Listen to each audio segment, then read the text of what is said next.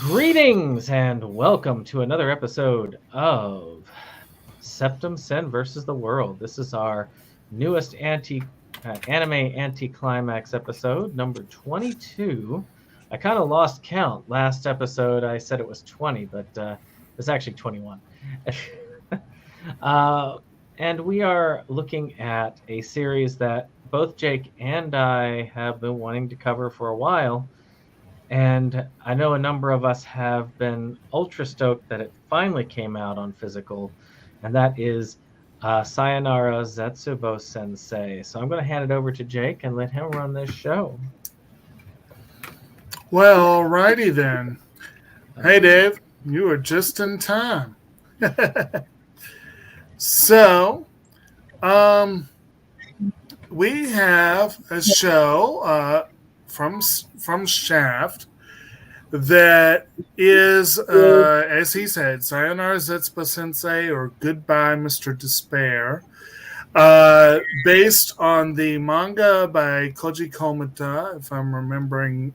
I probably missaid it there, but it's a pretty fun little manga. Very heavy on topical jokes, and the anime is no different. IMDb gives a brief little description. A pessimistic high school teacher must somehow manage a class of eccentric students. That's a pretty good description. They are eccentric. So, as Brandon mentioned, this is a show that we have been waiting for a long time. I believe it originally aired back in 2007. 2007. And what's that? 2007. 2007, yep. And it was followed by 2 sequel series and several OVAs. Media Blasters attempted to release it and gave up after 1 disc, and then sat on the license for years without telling anyone what they were going to do with it. And then finally, Nozomi, Right Stuff's imprint, went ahead and got hold of it. And it took them a lot longer to release this than they thought it was going to, partly because they released it with this massive tome translation guide. Hey, Mike, how's it going? A 329-page book. I've actually read up halfway through episode 3. It does give a lot of information, but they really wanted to make sure that they did a good job with the localization, and I think they did a fair job with it. But the show is so heavy on topical humor, they felt like we needed that extra bit. But anyway, let's go ahead and do the first impressions, and I guess we'll start with you, Dave. Is this your first time with this show, and what were your initial thoughts? This is my first time with the show. I am enjoying it. I finished up until halfway through 10, so I at least got that far. Okay. But it's a trip. Even though I know it's a lot of reading in the background, you can almost ignore most of that because most of that is just. I almost feel like it's the writers just making notes and like putting it in the background because some of it is their humor. But yeah, I'm having a blast with it, and I'm glad that this was chosen. So good deal. The only thing I guess I'm not into is pictures on popsicle sticks, but I get why they had to do that. Yeah, this one had a either they had a low animation budget or they decided to intentionally look like they did. One or the other, or both. So yeah, very good. How about you, Brittany? Is this your first go around with this one? And what are your thoughts? No, I've seen it before when it initially came out through fan subs.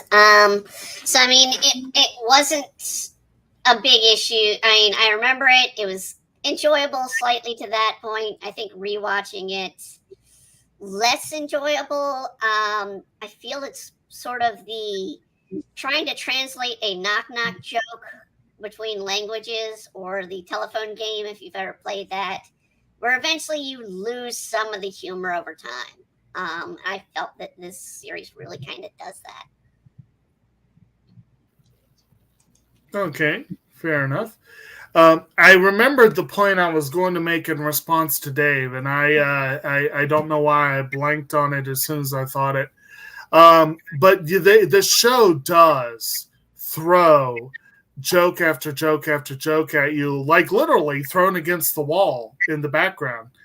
And an American equivalent I would give would be Futurama, because every panel of Futurama has background jokes, and you won't necessarily catch them all. You might need to watch an episode 3 or 4 times to catch them all, but they'll like just, especially if you have like a those cityscape scenes where you have like the advertisements and things like that. This is kind of like that. There's a lot of just random jokes that have no bearing on the show whatsoever. And yeah, you can kind of skip them, but if you do catch them and you actually get them, they can be pretty funny at times. But the if you get them is an issue for a lot of Americans, and I know that was it's probably an issue for some of the Japanese audience. But anyway, how about you, Roger? This your first go with this one, or?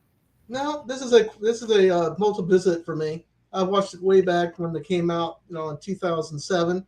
I must admit, this is a kind of an anime that throws a lot of information at you haphazardly.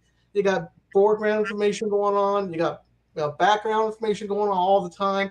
It's very, very reminiscent of the Talking to Video. I don't know if anybody saw that. There's just lots of stuff being constantly thrown at you everywhere.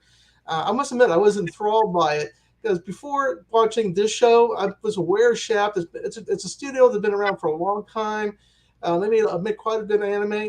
And also read that the director was pretty eccentric for his own kind of display, how he likes making things happen on the screen. So if you saw this and then you saw like the Monogatari, it's kind of like there's some connections right there, how things look and how things progress through the show. There's always something going on. So, but the good news on this anime, I have a hard time pronouncing it. Zetsubou-Sensei. Let's call it Sensei. It's never shallow in its concept and its negativity and positivity and weirdness and something going on every single second. You can literally watch it 3 or 4 times. I don't mean to keep on going on, but I tell you the truth, guys, I had never thought that this would ever come to America. This is too much of certain things going on in the show. I said, it'll never come to if you want strawberry shortcake, when you want either that or you want Genocyber. So this was something completely different. This was a really big delight. I really had a lot of fun with it. Good deal. I actually had not made the Monogatari connection, but yeah, this guy is the chief director on that series. He was the let's see here. He is involved in Puella, chief director in the Puella movies and series. And there's several Shaft productions that are referenced in the show. Maho Sensei Negima, Hidamari Sketch, and a couple others that this director was also involved with. So, as well as some ones that I don't know if they referenced in the show, like Maria Hollick. So this is kind of fun, and Shaft does tend generally to be a little batshit. Most of their shows are a little crazy. They like doing weird, randomly artsy stuff for no reason. They like just all kinds of, weird camera angles. use of CG when it's not required, use of the popsicle stick animation. You know, they do just weird stuff like that on a regular basis. So, Just weird stuff always going on. right. So anyway, how about you, Brandon? Yeah, I agree with Roger. I did not think this one was ever going to get a U.S. release just because it would go over so many heads that I wasn't even sure it would be enjoyable for a U.S. audience, especially these days, because a lot of the humor is definitely kind of no-no by today's standards. So it's I'm very glad because I saw it around the same time most of the people here saw it. Matter of fact, I'm sure that uh, myself, Brittany, Jake, and probably some of the others in our group watched it probably around that exact same time because we were all downloading fan subs and then swapping it around at that time. So it was just one of those. Oddly enough, I was introduced to the series through the second season, where he ends up joining accidentally joining a cult, and I looked actually corrupted the cult or something like that. It just spoke to me as this is my kind of humor. I like this.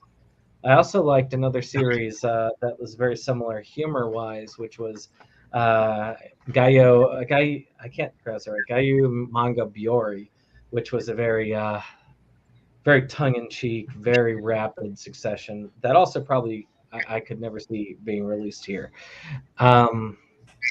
Just those off the wall. The art style, like in this picture where the shadow, I mean, all of the series that have been named. Also, Utena kind of uses that shadowed art scenes too, especially in a lot of the box art and stuff that I've seen. Matter of fact, the special edition box art that I have from Nozomi has a very similar art to it on it, which is pretty cool.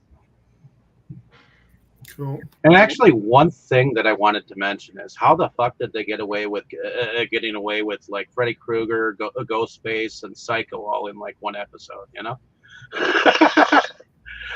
Well, the show is chock. The show is chock full of parodies. Like we get the references to the Western stuff a lot better than most, but there are a lot. Like I said, of one. Shows like Negima and Pony Pony Dash that were Shaft Productions, they can just pull from those easily. But they also make indirect references to a lot of stuff that I think they call out Kirby right back at you.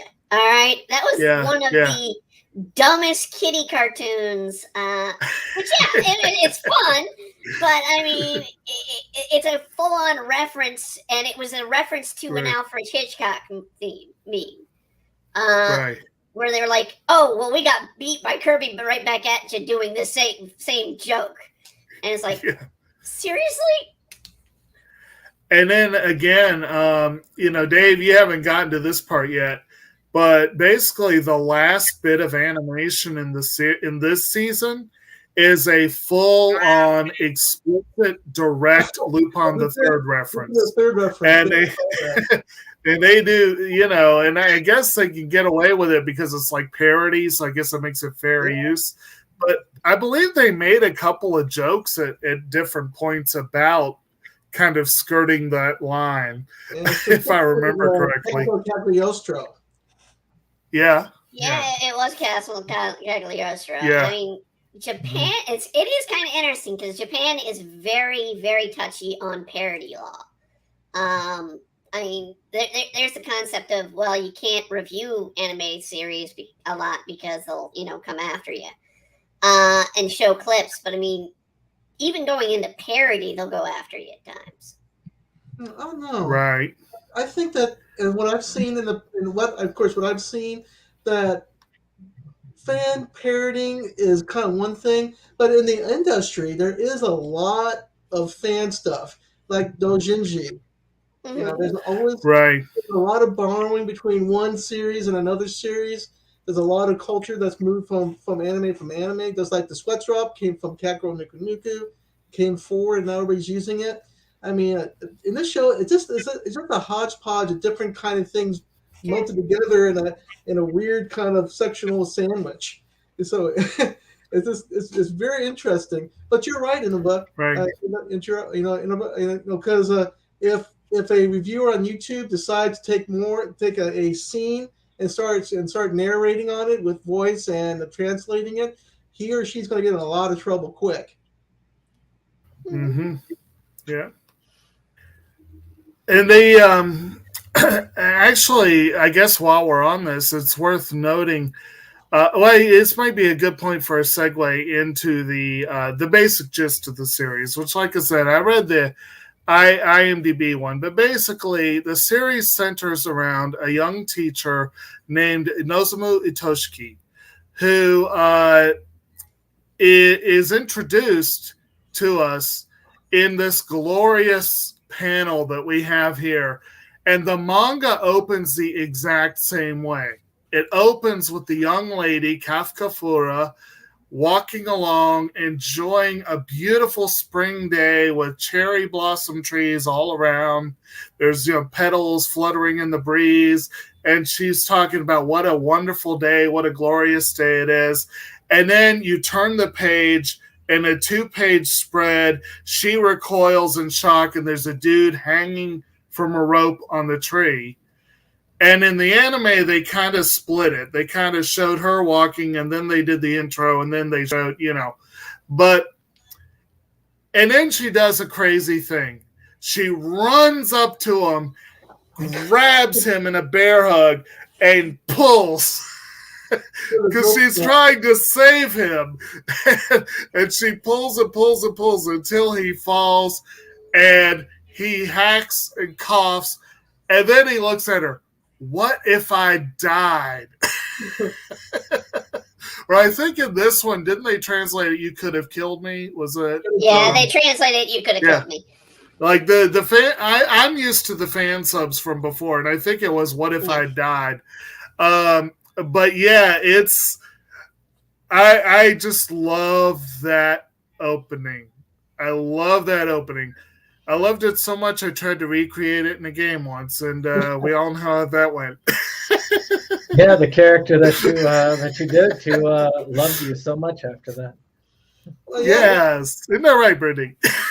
Well, the two characters they're basically two foil characters, because the teacher has the ultimate view of negativity and depression, everything negative about the world. While ironically, I don't think her name, is spelled like Kafka, but apparently it's based on Kafka. But she's eternally looks at everything as in a positive light.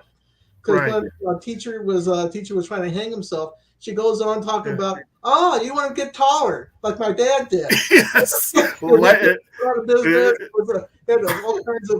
kinds of taxes, all kinds of neck lengthening. Yes. Yeah, all kinds of people would get taller. It's just a weird, it's hodgepodge stuff. It's the eternal optimist versus the eternal pessimist, is what it is. Yes. And she names a berry tree after some strange name, and ironically, the cherry tree I kind of associated with dead.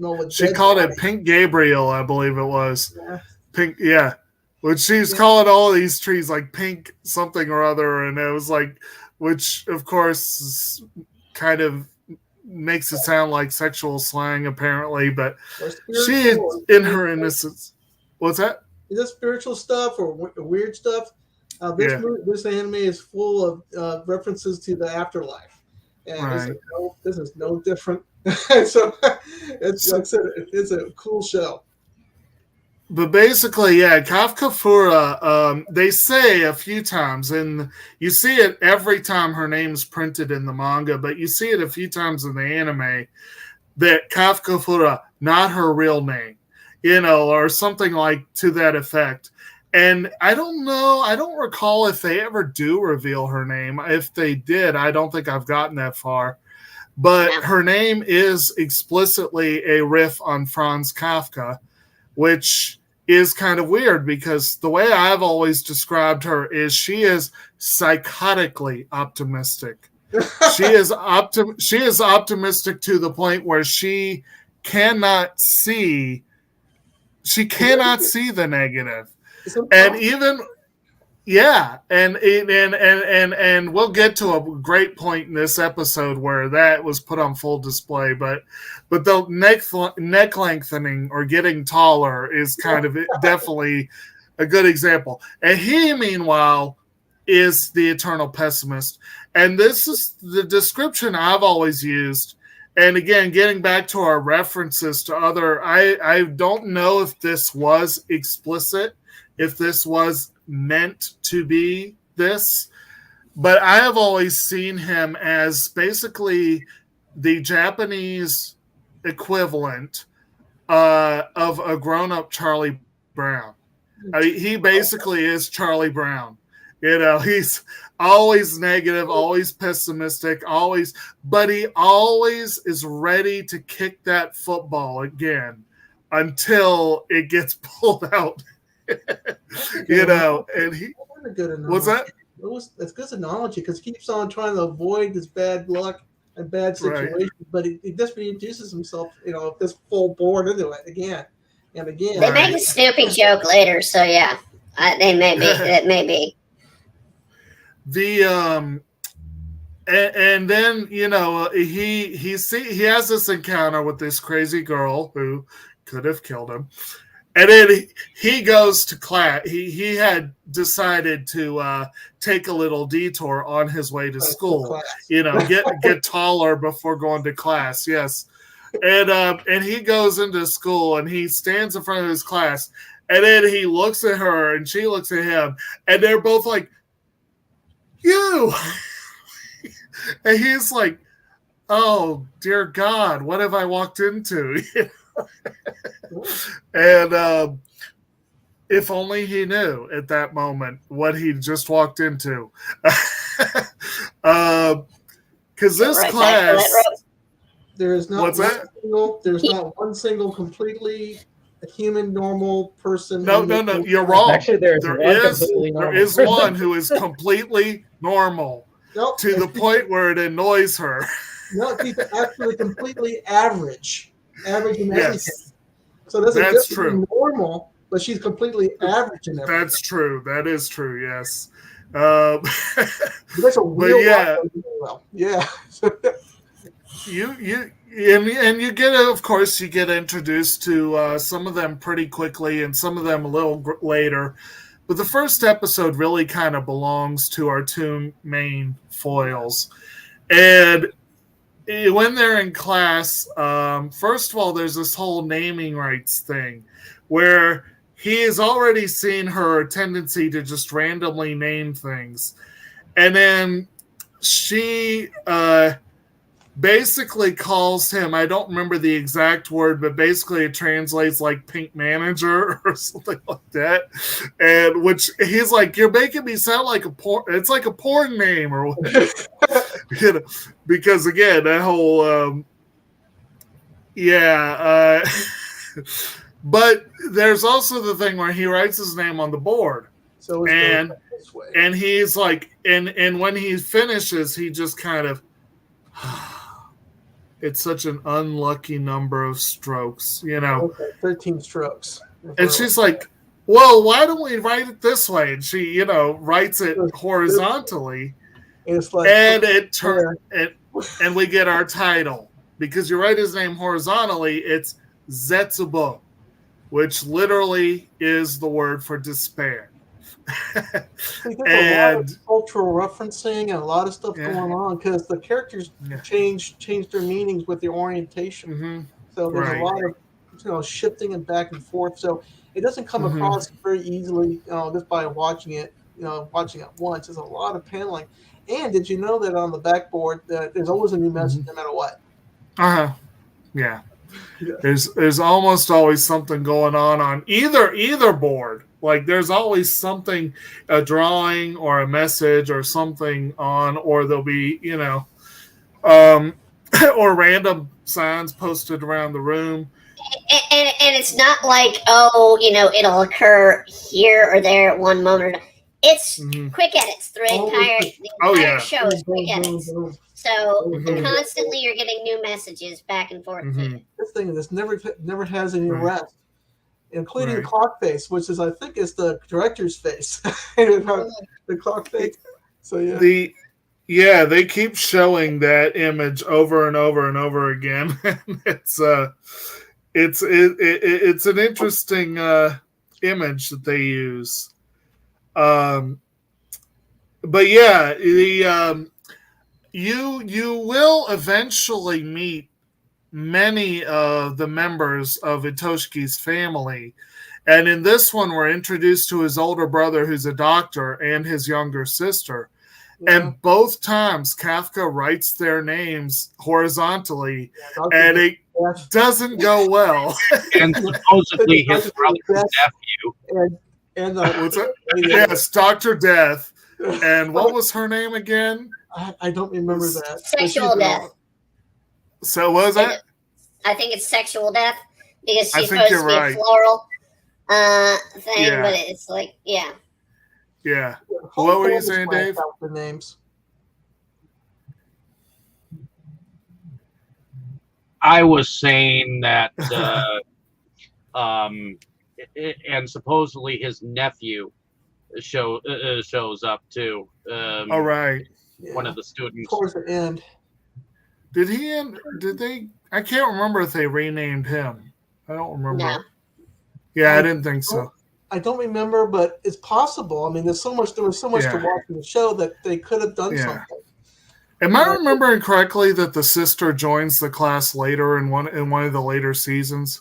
Second season, I believe. Second, I think so. Yeah, she's an interesting character. Like I said, we only see her briefly in this series.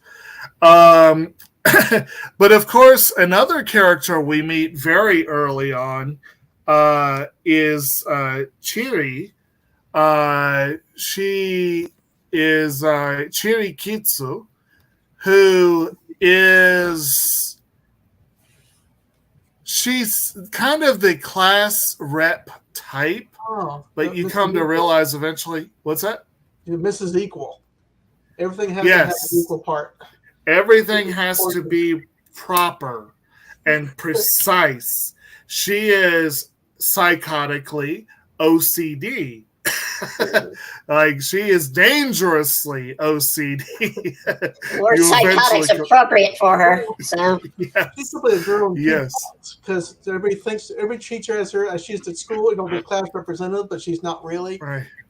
She's always concerned about proportion. I don't know if it's really like going half, but it's all about proportion. Everything has an equal proportion of something. Right. Another kind of obsession. Which what's really interesting in this one particular scene, I'm not going to steal your thunder, but it kind of exacerbates what she really is. Yeah.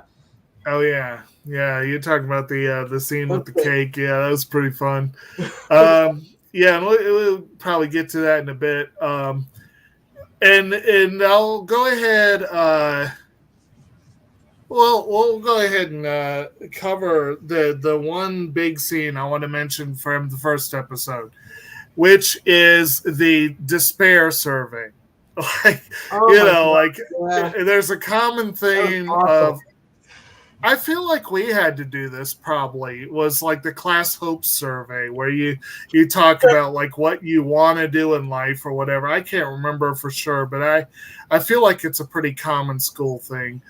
Of course, Nozomu does not really see this as a productive exercise because, he's like, you need to prepare yourselves for disappointment. So we're going to have a career despair survey. And as a hopeless survey. Yeah, it's hopelessness. Hopefulness. There comes by help. In fact, no hope. So you need to put stuff you could possibly get. Yeah. So just and of course Kafka disputes this that you could possibly do that, and he keeps throwing out all these scenarios, and she's like, it could happen. Although, I think the original translation that I saw was "the possibility exists," which I kind of like that version a little better. But yes, the possibility exists. The possibility exists. And she can't. She's unfazed. And then finally, I think he does come up with something that she's like, "No, Thanks. no, I don't think you couldn't do that." She couldn't But be a Kaiju, she couldn't be a slider, and she can't be God. well, yeah. Well, that leads to the final joke, which I love, where they're in the teacher's lounge, and this teacher comes up and he's complimenting him on such a high-reaching class. They have such high expectations and hopes. Yeah, You must be doing something well with them. And he doesn't have the heart to say, no, it was a despair survey. And he's like, but I'm worried about this one student. She said, yes, God, a time traveler, a Pororokoian. Whatever the kaiju was, but yeah, it was weird. And then and he agrees. He's like, yes, I'm worried about her too. But for different reasons, obviously. And she even draws out the figures, but she didn't write it out. She just kind of whimsically drew sketches of it. It's just weird. Right. And yes, I always found that very amusing. And so that mostly covers the first episode. You pretty much, like I said, it's largely the two of them, and you get briefly introduced to some of the rest of the class. I believe the second episode revolved around the Hikikomori and the Stalker, if I'm remembering correctly. Oh, two wonderful characters, yeah. So we're seeing we see the introduction of Chie, who is Chie Arai. She's essentially, I guess, the school nurse, but she's also you're introduced to her because Nozomu is using her as a shrink, basically, as a guidance counselor, and she's just sitting here going like, and what's that? She has several roles in the anime. She's another teacher.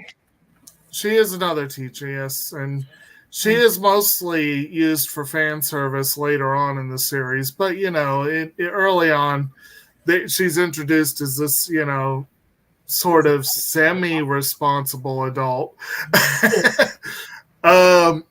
And she tells him he needs to go visit this girl who hasn't been to class in forever. Who knows how long. Yeah. The girl's name is Kirikomori, who, if you do her name in the kind of reminiscent of Hikimori actual order, Kirikomori is, I think it literally means, Komori Kiri literally means to shut oneself away. So her name is pretty apt. And Matsui, meanwhile, her name is based on the phrase Sune ni Tsukimatoi, which means constantly following someone around. So pretty appropriate name for both of them. So you're introduced to Kiri, who apparently is a Hidamari sketch fan, which is pretty fun. But somehow Kafka gets involved in this home visit. And they try really hard to get her to come out, and she's just not having it. And then Kafka has all these creepy dolls somehow that I don't know where she was keeping them. And what's going on with that scene is first they're trying to coach him out, but Kafka says, but she can't possibly be a Hikikomori. Instead, she's a certain kind of house spirit. And if this house spirit leaves the house, they'll fall into ruin. So what is it? Hammer in, keep her inside the room as much as possible. Of course, they teach her. What is it called? Is a Waki something or rather. Wakizashi or something like that. No, Wakazashi's a sword. They're referring to basically a house imp, or a house elf in the sense of some other sense. And It's a There is a spirit that is supposed to be good luck in Japanese culture. That you want in your home. Right. And I believe at one point they were supposed to be cat-like. But yeah, I mean it goes into culture references. Now the family is also happens to be really rich at this point in time. They're reasonably reasonably well off, and she has that idea of like, oh, there couldn't you see them on the news, you hear about them, but there couldn't possibly be one here. So and then she's like, well, if she leaves, then the house will fall into disrepair, and so they come up with this idea to kind of frighten her into staying, and yes, and I didn't quite catch it as I was watching it, but the book, because the dolls were so friggin' creepy, but like the book claims that they were all the different characters from Negima, which I need to go back and watch that again, but it's like the super creepy versions. But I thought that was really fun. And then of course Kiri, she leaves her room, but takes up residence in the school, and basically ends up just randomly showing up in dark spaces around the school. And eventually she and Chie seem to hit it off somehow. But she's kind of just a random show up kind of character, and then you get the stalker, who you see that this is the kind of person who throws herself heart and soul into every relationship to the point where she bugs their room. What's that? Bugs the rooms. Oh yeah, bugs the room. Sends them messages constantly. Yeah. Gets involved with sending them messages over the. What she say? She's like, she'll text and then call while she's waiting for the text to go through, or something like that, and fax and faxing. That is definitely a 2007 thing still. No, you got to admit though, this girl, she probably, even if the technology seems outdated, she probably would. I'll bet if she could get hold of a carrier pigeon, she would have used those too. It's like she would have used any method at her disposal, I'm sure. But yeah, and she, of course, is interested in this kind of, this guy, regular douche bro kind of guy, until Itoshiki makes the stupid mistake of being a little too friendly to her. It's not necessarily like, even by normal standards, he probably says some things to her that could be taken the wrong way. So, of course, she takes them the wrong way. And the next time you see her, she's wearing traditional dress just like him. What's that? There's a lot going on with that. Because number one, I think that Kafka got involved saying that she can't possibly be a stalker. Instead, it's a deep love. And of course, the girl agrees, it's deep love. We need to go over to her, call her the boyfriend up. And she goes home. The teacher follows him with his death kit. Yes. Death kit. And it said, we're going to, of course, he says that we should die, and plan our deaths together. And of course, she just thinks that he's proposing to her. So from then on, she switched her love from that, know nothing, blonde guy to the teacher, and becomes her second love interest. Yeah. Like I said, he didn't quite. I don't think he quite thought that one through. I have it because he was suffering under this deep love character, Kanji. The deep love. I can't have this. Mhm. It's too heavy. Right. Yeah. That was kind of. So you rejoined us, huh, Brandon? Do you have any thoughts on the first episode, a couple episodes? Oh no, I think it's great that they introduce things here and there. Especially, I do think that first scene is probably one of the more iconic ones. That's why it's the background. I had debated putting this up in the background because it's a little bit disturbing. But then again, if anybody's interested in the series and you are highly offended by what's in the background, don't watch the series. Don't read the manga. Don't even. It's Yeah. if you did look at it just as an objective kind of thing, you can take a lot, but about being a really bad show. But all it is just a negative, a extreme parody, negative outlook on what ridiculous situation that each character looks at life with. So, Mhm. even the hanging thing, it's just an expression. It's just weird. Right.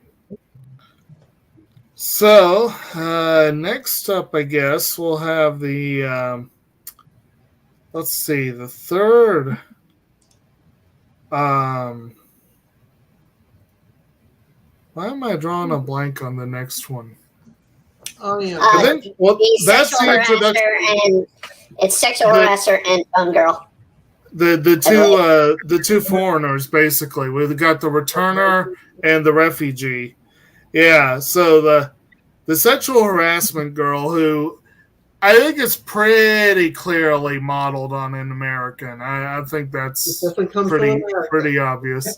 And her name is Kaire Kimura, but she has another personality, Kaire Kimura. And one of those is a legit name, and one of them basically means get out, go home. And it seems fairly appropriate. But one of them is a relatively calm, relatively normal-ish kind of Japanese high school student. One of them is always this close to suing you. Yeah, the girl has two personalities of extreme nature. The number one being American, very loud and brash, and wants to sue you, which is what America looks at apparently from this prism. The other one is a very demure, very gentle, Japanese, Nadesco, ultimate housewife. And of course, it's just so interesting that you have two different conflicting personalities in the same girl, and this girl would change personality from shocks. If she would see something ridiculous and she couldn't understand it, so her other personality would take over the body. Right, and of course, this character also, I think, is an intentional tweak to her personality, is used frequently for fan service in the series. And they was that I don't know. Yep. But and she also, apparently her name is also a play on Kaila Kimura, who is a model, an actual model and pop star.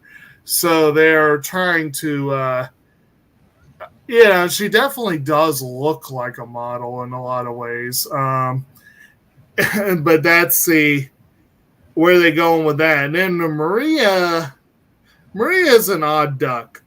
She actually is, she goes by the name Maria Taro Sekyutsu, and apparently she bought a student ID off of Taro Sekyutsu.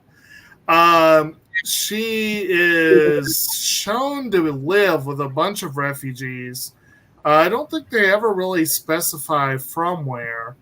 It's India. It's India. Is it? Is it? Okay. And she's an odd, like, this is a fairly common anime trope, like the odd little kind of,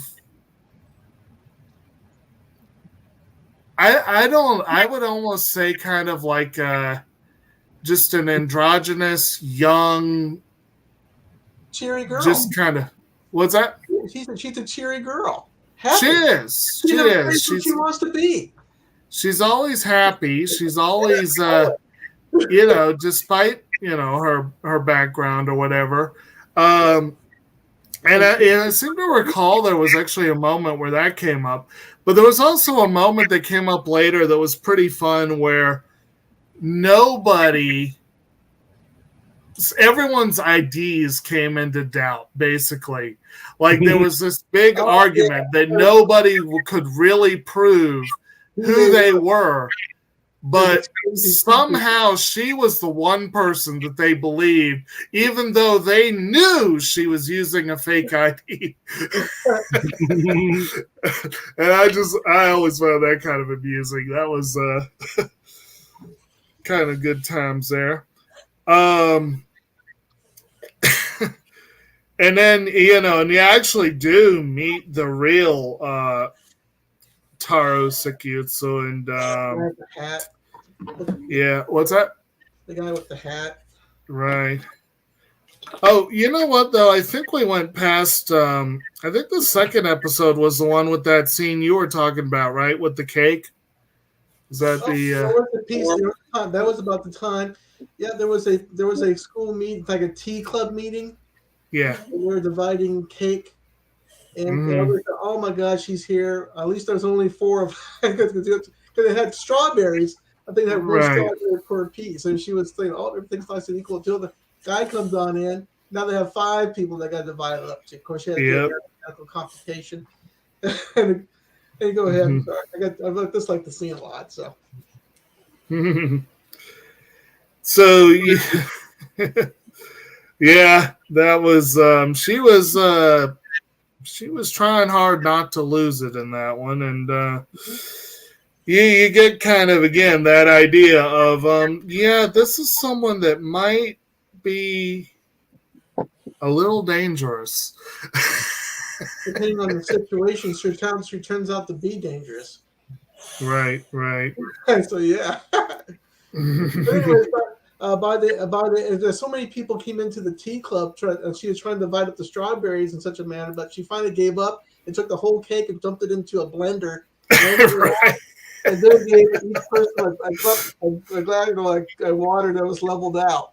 And she said, oh, we're good. Mm-hmm. And then you get into I think the next one that gets a proper introduction is Abiru, if I'm remembering correctly. Abiru Kabushi, who they think might possibly be an abuse victim. They think maybe. The girl with the eye patch and the bandage. Yeah. They're thinking maybe there's an abuse story going on, and so he's once again has to do a what am I saying, a home visit. And again here her name Kobushi Ibiru is a play on the phrase Kabushi wo Ibiru, beset upon by fists, but turns out she is beset upon by critters. Apparently she has a part-time gig at the zoo because she, for reasons, has a tail-pulling fetish that, needless to say, not everything likes having its tail pulled. She has not yet found a cat she hasn't pulled the tail of. Yes, I think she said something like every cat in town. She's actually proud of it. It's like- And she has a tail collection of them.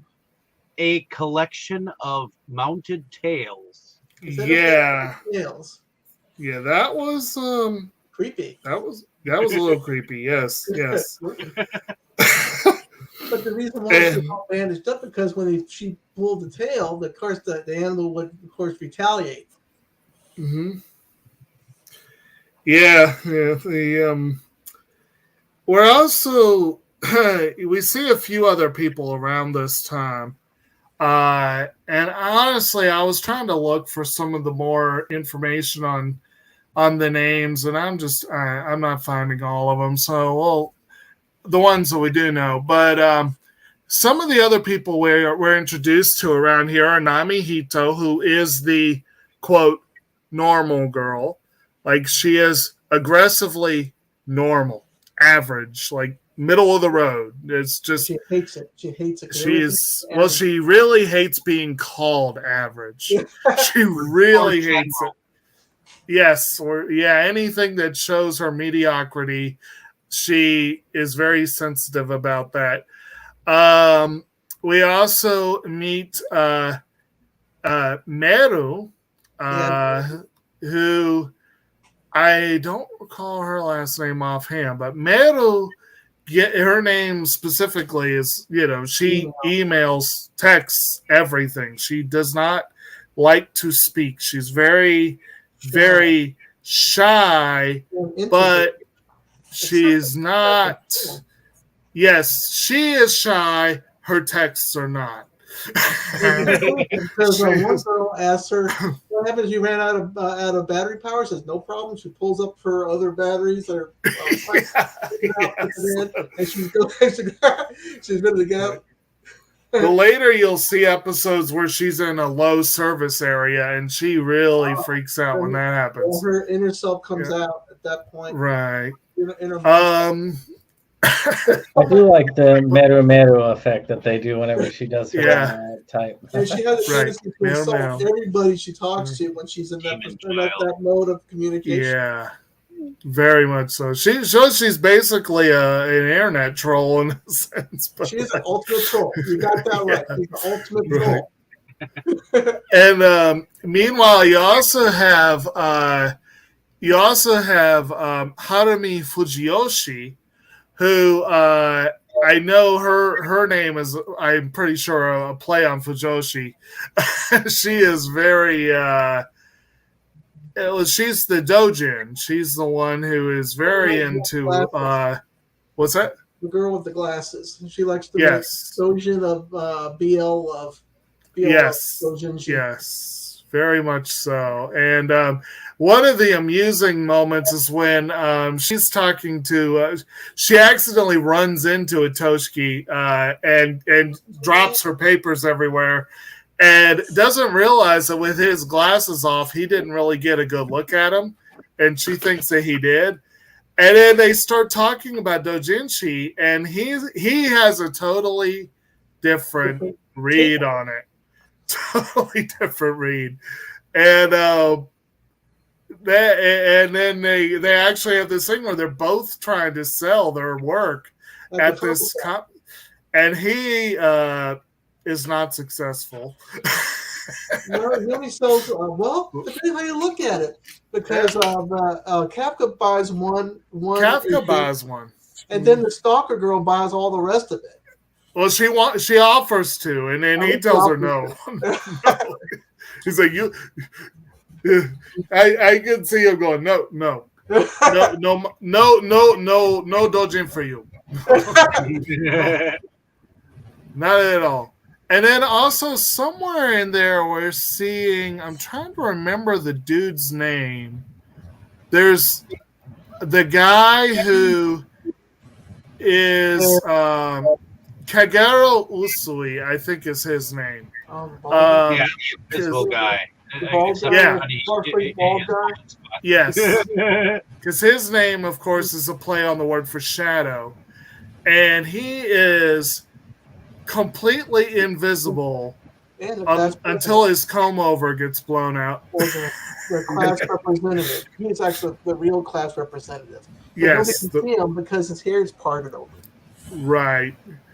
And honestly, if you were to try to compete with Cherry for getting people's attention, it'd be a difficult competition anyway. But Well, it makes sense that most of the class thought that she was the class rep because of yeah. her personality, and It's just it's just so outgoing. natural. Of course, she says it when they say, "I thought you were like, no, I'm the class rep." Right. She even says it. And then I think the only other major character, he's not really major, but like the only other class member who's really introduced in this season, properly introduced, is Jun Kudo, who really is more of a background character, except when they're called on to have a semi-normal guy character, essentially. Oh, the guy with Dragon Ball, kind of Dragon Ball what's- haircut guy. Yeah. Was it a Dragon Ball haircut? Yeah, I think so. You only see him a couple of times, and that's about it. Yeah. No, either was gambling or was doing some sort of Right. poker thing or whatever it was. And then the final episode introduces us to Aikaga and Mayomitama, who are both characters who, if I remember correctly, show up more often later on. But one of them is like the continually apologetic, like everything. I always mess everything up. Everything is my fault. Please forgive me. Please forgive me. And the other one is they describe her in the show as having resting bitch face.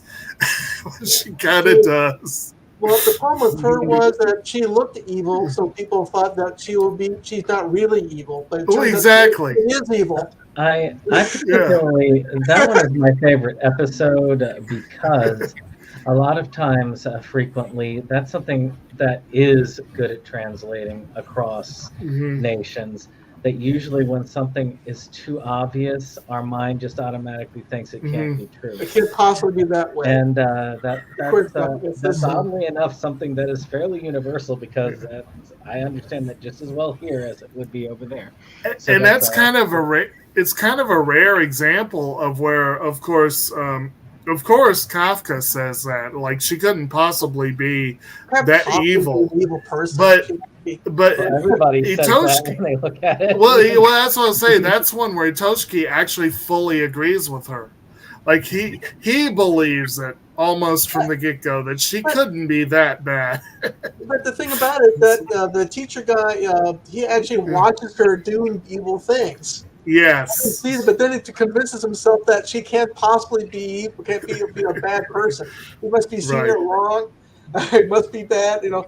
And then another effect of that whoever was watching that situation going on, the person that was like a made crime against would accuse somebody else that was there. Yeah. Like the storekeeper, he accuses the teacher of being bad, and because he was the only other person that was there, and it can't possibly be the evil-looking girl. It has to be the other person. It's just wacky.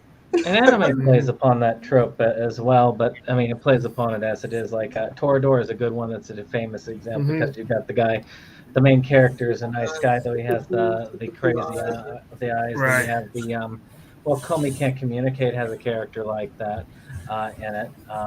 That's more recent.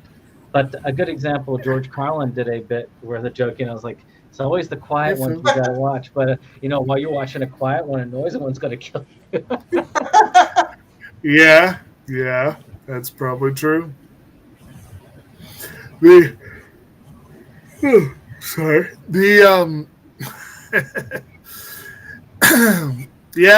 right. There are a lot of, especially I think with guys, who apparently look like delinquents or whatever. That does seem to be something that they do a lot in the different shows, especially if they have like weird hair color or whatever.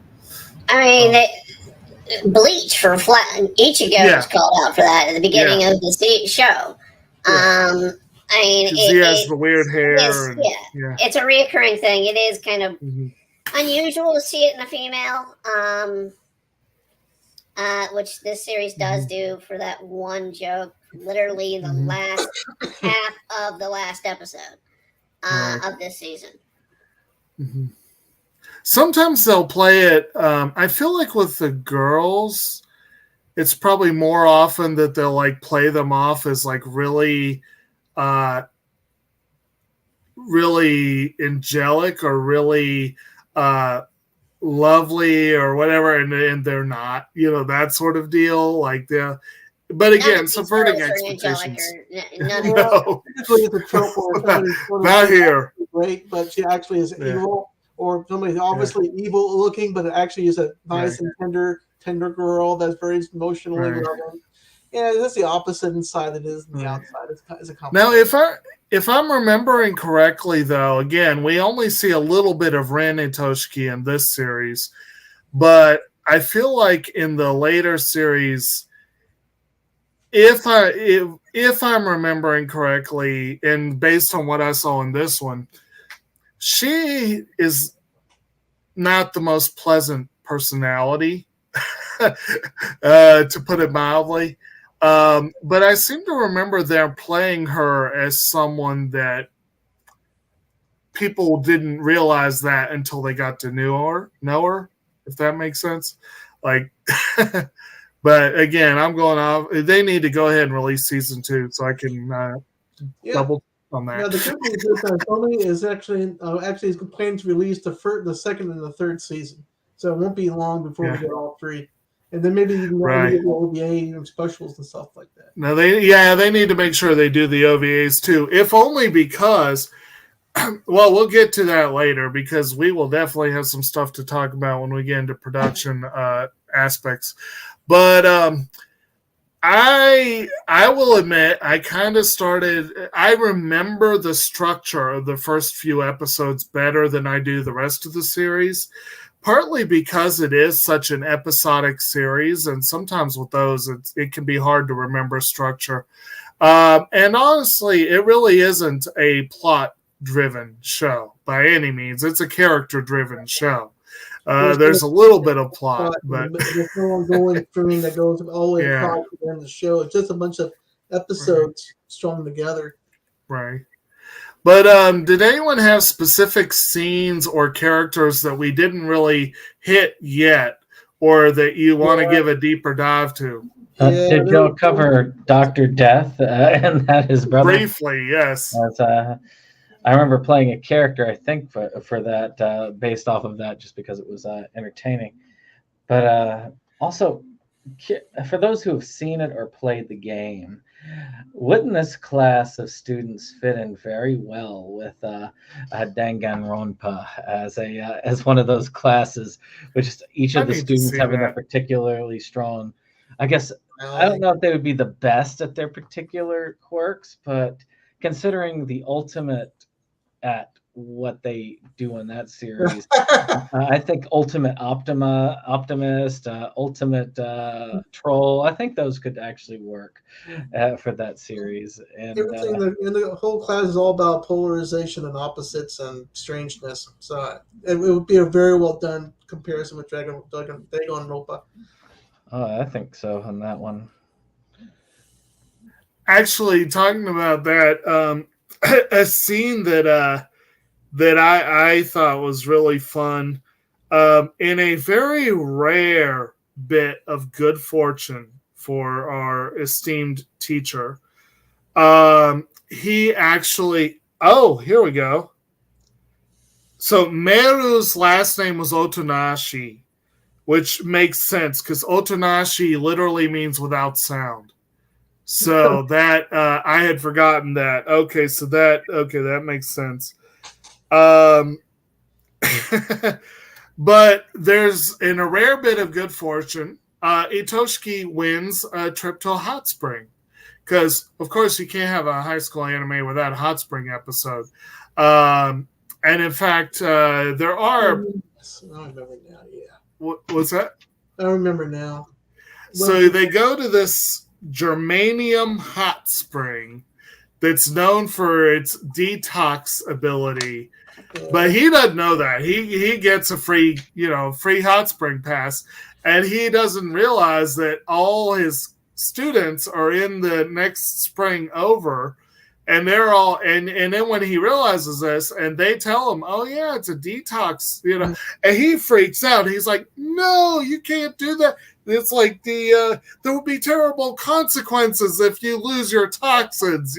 Absolutely. And then they lose their toxins, and they're all different. Cherry is They become like normal. mellow. Yeah, normal. Yeah, they're all pretty much normal. Exactly. The teacher, where he kind of disappears. And yeah. Well, well, it's because he fell to the bottom of the thing. But I thought that was funny. That was pretty funny. He flees the tub, but later they're like, he needs to experience this too. So they throw him in, and his glasses float to the surface, and and I think it was Kafka that said, "Wow, he must have been all tox." I mean, teaching stuff. Now, one thing also that subverts a lot of expectations in anime, when the wall falls that separates them, he's like, "It's like, aren't you all supposed to freak out?" I was like, nah. They're all innocent now. All the toxins They don't care. They're just normal. Actually, I think they care in general. That is like it's just that's just their weird relationship with him as a professor. Right. I mean, the fact that this is a class he makes a comment he doesn't know what to think of that. Yeah, the class actually is failing constantly because of this teacher. You got to think. I mean, this is a harem, yet not a harem anime. Yeah. All the females go after the one guy, which is the teacher, which is pretty typical of a harem, but he doesn't really have a love for him. There's no real love in there, but it's the girls obsess over him. They actually show that the obsession is unhealthy as well. He shows kind of any kind of tenderness to was the Hikikomori, how he came and parted her hair and look at her face. Oh, it looked really beautiful. And of course, she clearly has a crush on him at first, and that's partly why she comes out. But again, I think she ends up more with Chie later on. But you've got the stalker who is following him, and it does become a fun little joke. Like at times, like there was one part where he was making a comment, and she made her presence known, and just like his response, I can't remember the specifics, but I just love that moment. I just can't remember the specifics, but there were a couple parts where his response to her just being there, it's like he's just used to it now, and she's found someone who doesn't freak out all the time.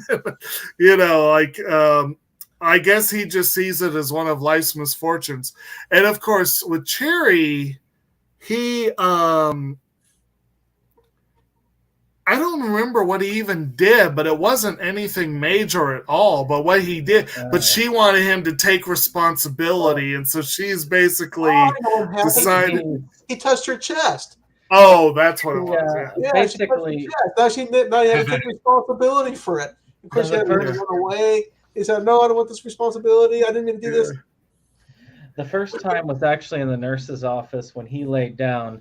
She rolled over and had put her arm around him, then woke up and then said, "You take responsibility." The chest thing came later, but it repeated, which is why I was going to say that was the very first time that she had said it. Yeah, but that's why I said it wasn't anything major. Attachment to. They just literally woke up together, but neither of them planned it at all. Have we and then, of course, what's up? Have we talked about the wedding thing that went on? Oh yeah, the Amai. But all the had to go home and try to avoid looking at people. The meeting. The marriage arrangement meeting that was actually more like it was almost more like a hunt. That was interesting. Not looking at somebody. Yeah. That was interesting.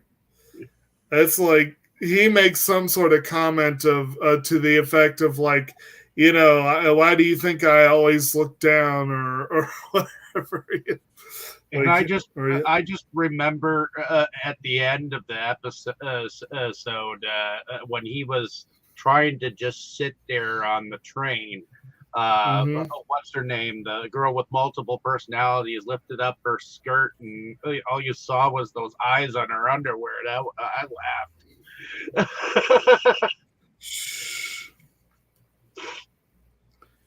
Right. Yep. The Now, one scene I kind of remember that the teacher starts talking about what you have and what your status is not in sync. You have too much stuff or too much of stuff, and what your social status is too low. So what you need to do is give up all your stuff. And he gave examples, football stadiums, all the other stuff. And Kyrie gets really excited about this idea, but everybody has the proper proportion to what their social standing is supposed to be. Oh, right. Don't live beyond your mean, or don't live beyond your stature. There you go.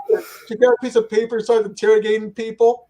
And said, you have this, no, you don't. He just shows something at them and moves on to the next person. I had to play that several times. It was hilarious. Yeah, that whole thing about not living up beyond your stature. That was an interesting bit. Let's see. One of the first episodes talks about like the what was it? Instead of going for your hopes and dreams, to list everything that's hopeless, and then they had talked about like all of your class members have such high goals. That we need to talk to you about this one.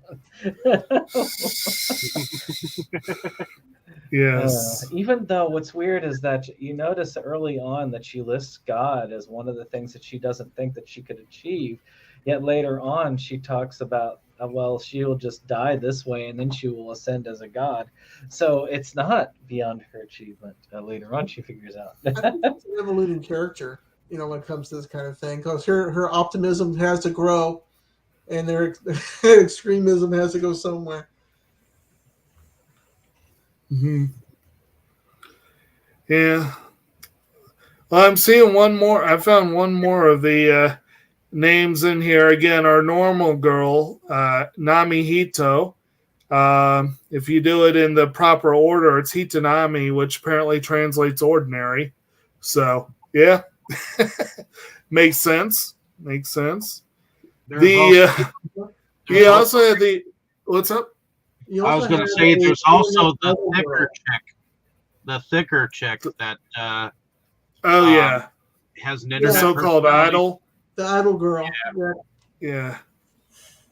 Did she get a name? I don't remember. I don't remember her name. Briefly. I think she's used. Briefly. Okay. I feel like she's used more just as a visual gag, but. She had a couple of blurb songs because actually her online presence was talked about more than the character was.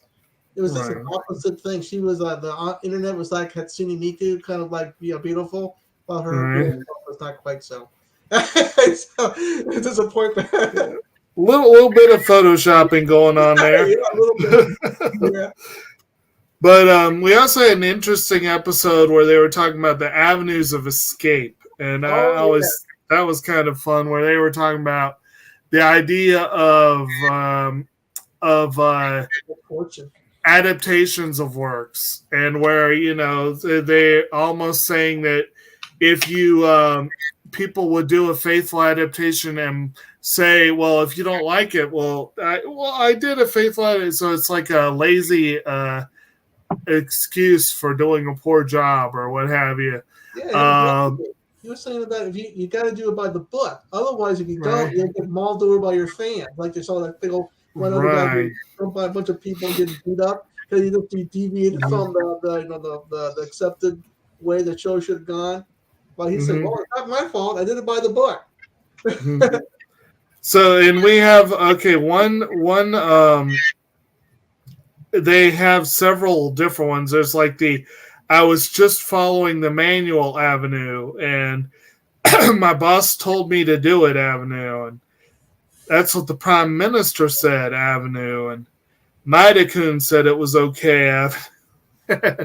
And et cetera, et cetera. So they have that was kind of an interesting little bit there where they with that director who's going on about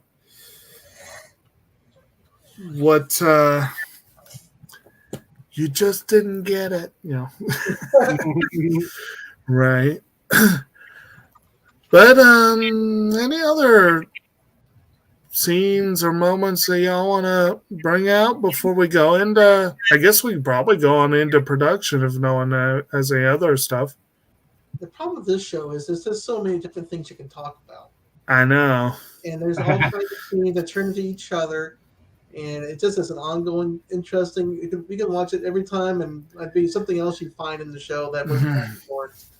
So yeah, I mean, they even break the fourth wall for a moment, where they're like, "Hey, you don't want to be too deep for this kind of anime." I think wasn't it Kafka who was the main one that was breaking the fourth wall, or the only one? I feel like she kind of did that a few times toward the end. Like it would be like this is the start of the. I know somebody did. Yeah, I know somebody broke the fourth wall for sure. Yeah, the girl with the long black hair. Yeah.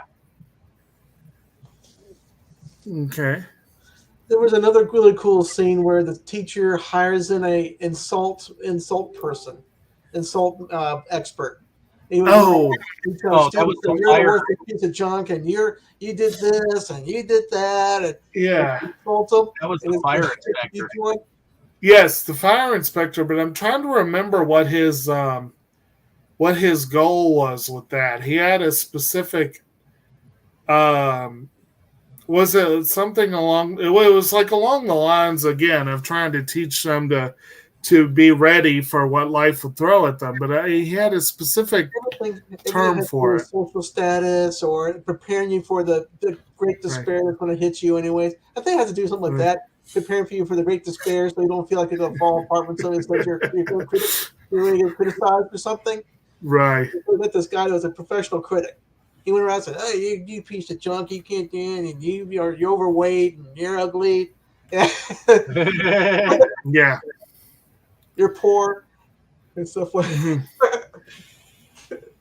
Oh yeah, and I think that was the moment. Y'all correct me if I'm wrong. I think that was the moment where Maria was just completely unperturbed. Like they were, I think saying how poor she was or whatever. She was just like, there's nothing wrong here. Let's move on. So yeah, right. The Now you do have an interesting scene where the guy with the parted hair, his hair becomes unparted.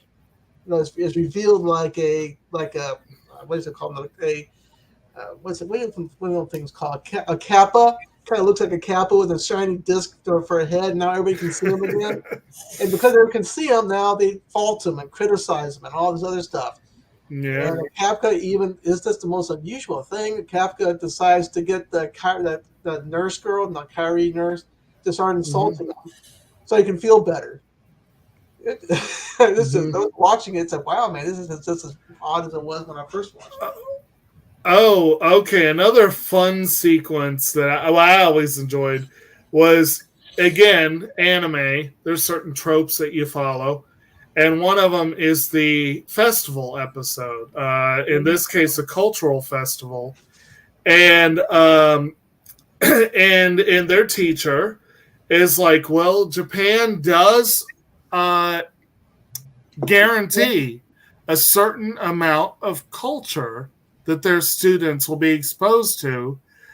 So let's do a minimum standard culture festival presentation. And so they go through this whole thing of trying trying to find the bottom of the barrel so they can scrape it. This like you fill something down to its core, and you find a fine thread from a piece of cloth. This is what it is. What's left over after simplifying it. Right. And eventually, everything was nothing to be sewn. Everything was just. Yeah, but it was like just trying to come up with this worse and worse and worse stuff, and actually during that sequence, they actually recycled a scene from earlier in the anime. But Brandon, I know you are the expert on this particular show. The part of Kaede dancing around with the guitar, that was a Beck reference, wasn't it? I feel like it reminded me of Beck. It did kind of remind me of it. I was trying to think. Yeah. You know what it reminded me the most of, though, was it was that we covered the guy's works on some of the other stuff that he did when he did, because he did Coon's Skin and a couple of. You know what I'm talking about, Dave? The musical that he did, the '70s musical. God, what was his Bakshi? Was that right? No. Oh, Ralph Bakshi? Yeah, Bakshi. Because he did one, I think it was a '70s thing, and that's what I kept being reminded of, is that style and a way of going. But it could have been any of that. Actually, I could have seen them just as easily reference his work, actually, because this guy has referenced stuff that was even outside of the Japanese culture, so it's very possible. Mm-hmm. It's quite possible, yeah. Trying to remember. Yes. But then we have that, like, Chiri telling that really awful joke. But somehow it made them all crack up. And because it made them all crack up, it was too cultured. They couldn't do it. And so, so basically they ended up with what you might consider to be like your typical, like, let's say you had like a fifth grade science fair projects, pretty much. Like they were very half-heartedly done at that. It's like, and that was their culture festival contribution. It was kind of like, whew. But anywho. So I guess we'll go ahead and if anyone thinks of anything else they want to throw in, feel free. But I'll go ahead and do a word on the production. Again, Studio Shaft, we talked a little bit before about they do have a tendency to use strange blocking. They have a tendency to use a couple of minimally animated characters against static backgrounds. They will use color on certain ones and black and white on the rest. They do a lot of weird stuff, and a lot of it does seem to be cost-cutting, but it does seem to be creatively cost-cutting. At least that's the impression I usually get from their stuff. But there were entire sequences, what Dave mentioned earlier with the popsicle sticking, that you're kind of like, they they were putting their efforts somewhere else on this episode. Yeah, there was a group of what I would call like almost like protesters, but Right. they would vouch for anything, and apparently they had a foul in there. Yeah, at the festival where they putting things on a pedestal, basically. Yeah.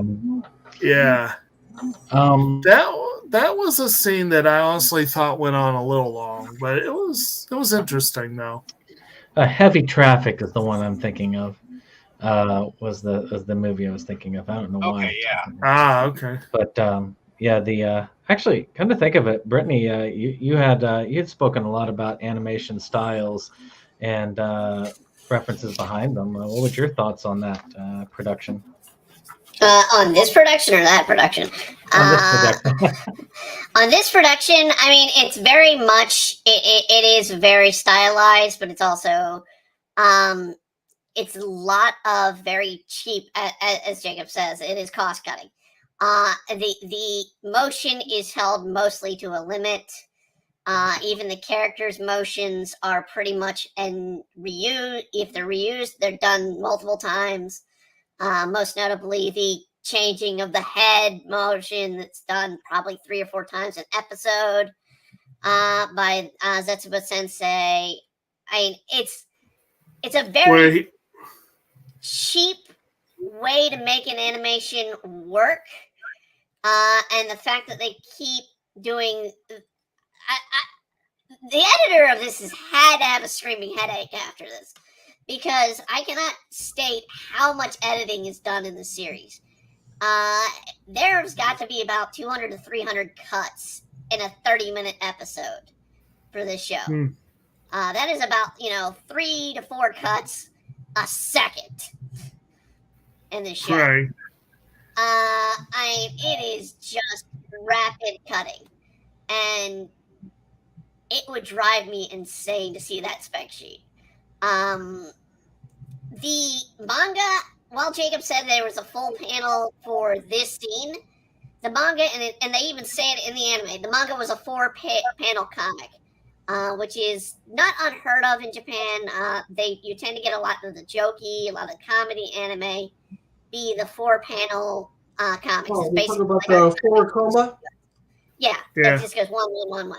Mm-hmm. Yeah, 4 squares on each page. Yeah, 4 square. And in the manga, Dojinsin, they made fun of it, but the series is done that way. Because in that episode, they made fun of it with, we have a 5th panel. And it's like, no, there's no actual 5th panel. It's just you make the joke and there's a 5th panel. And it's called the dark panel. Or that. Where, he kept talking about, like, this would happen after. And that was pretty fun. And Brittany, you mentioned something that I'm surprised I didn't think to mention. It's like every episode, or almost every episode, you do have that like black screen silhouette where he's like, I think the word is like Zetsubou-Sensei or something like that, where he's basically like, I'm in despair. This something has left me in despair. And later on in the series, people start stealing that from him, and he actually gets kind of annoyed when they take his catchphrase. It's kind of a fun bit there. They can do animation. The last episode had probably the most amount of animation, I will say, in the series. Mm-hmm. So in the episode, the popsicle stick episode was the festival. That really, really, it did annoy me because it's made to look like literally cutouts on a popsicle sticks on a puppet theater being going like dragged around like this. Right. But I mean, in the same way, it's a genius way to portray the constant use of a festival, because if you see a Japanese sort of festival, you see the guys going hut. The portable shrine. So it is kind of an ingenious way of doing it. So I mean, they're thinking it through, but at the same time, it's a very cheap way to do it. Right. And also, you talked about how many cuts there are. We made a reference before to pretty much every time you cut, the words are different. The dialogue is changed. So the motion animation is limited, but there is consistently new stuff on the screen. And that, I'm sure that probably affected the budget too. I'm sure if I binged this, I probably would have had my motion sickness kicking it. Oh yeah, because of how much it not to.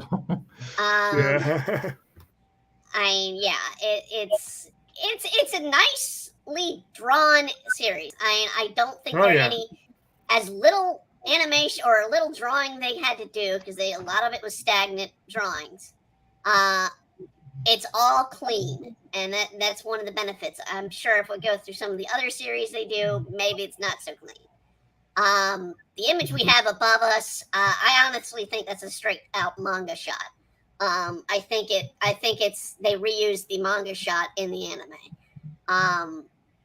It's possible it's done before. Series with mangas tend to do that. I mean, generally that's in that way production. In that sense, I mean, going into the writing of it, I mean, like I said, a lot at the beginning, a lot of these jokes are wordplay, and especially in the first few episodes, a lot of the jokes are wordplay, and you're missing about half the jokes if you don't get it or you don't have the book that Jacob's showed you. It's a lot of wordplay in the show.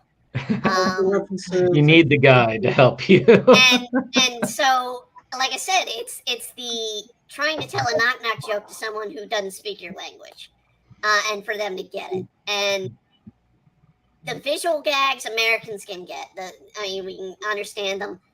Some of them are a bit dark these days. I don't know if Japan really wants to continuize the concept of suicide culture these days. It's probably not something to joke about. I think in Japanese culture, but hey, I mean, they were able to do it in 2007.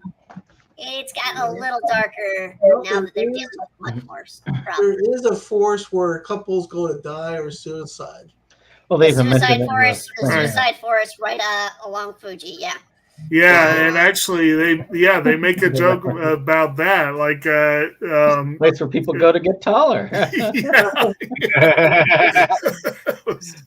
I mean, as much as they joke about that, I mean, we saw what happened when someone named Paul decided to go into that very forest to do a YouTube video.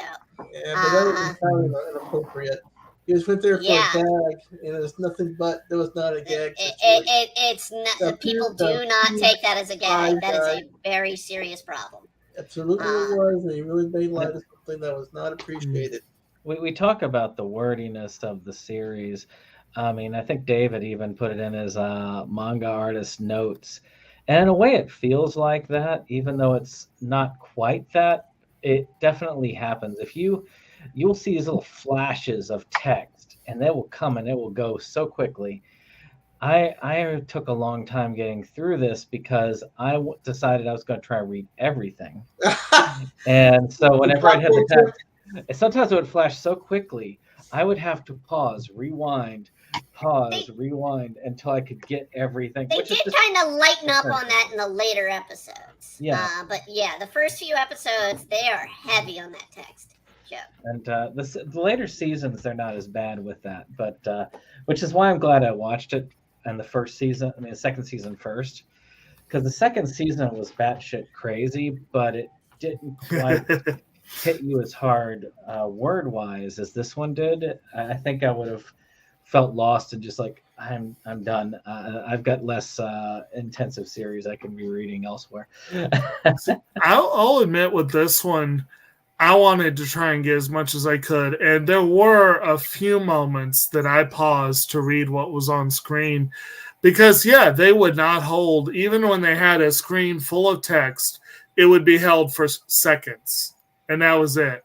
Oh, and it's like to be read. I really don't, because even the Japanese who were looking at it probably didn't catch all of it at one time because there was so much on there. That's what I'm saying. It was seconds. I think David's right. I don't think it was meant to be read necessarily. Or it would be something that people would come back to as sort of like an Easter egg when you come back through. Later on, it ramps up. Later on, there's a lot more of that.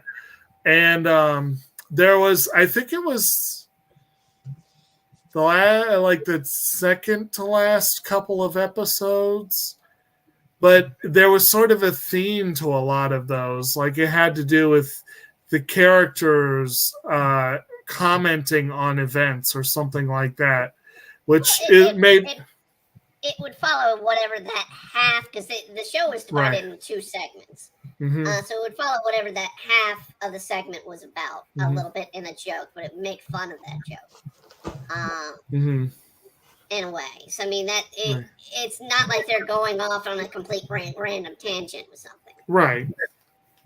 Now, toward the end, they actually a very interesting scene that I just remembered is where the sensei is hit by a train or one of those electrical trains. Mm-hmm. It's sent to the operation room. It's probably the darkest scene in the whole show because they had the he was in operation.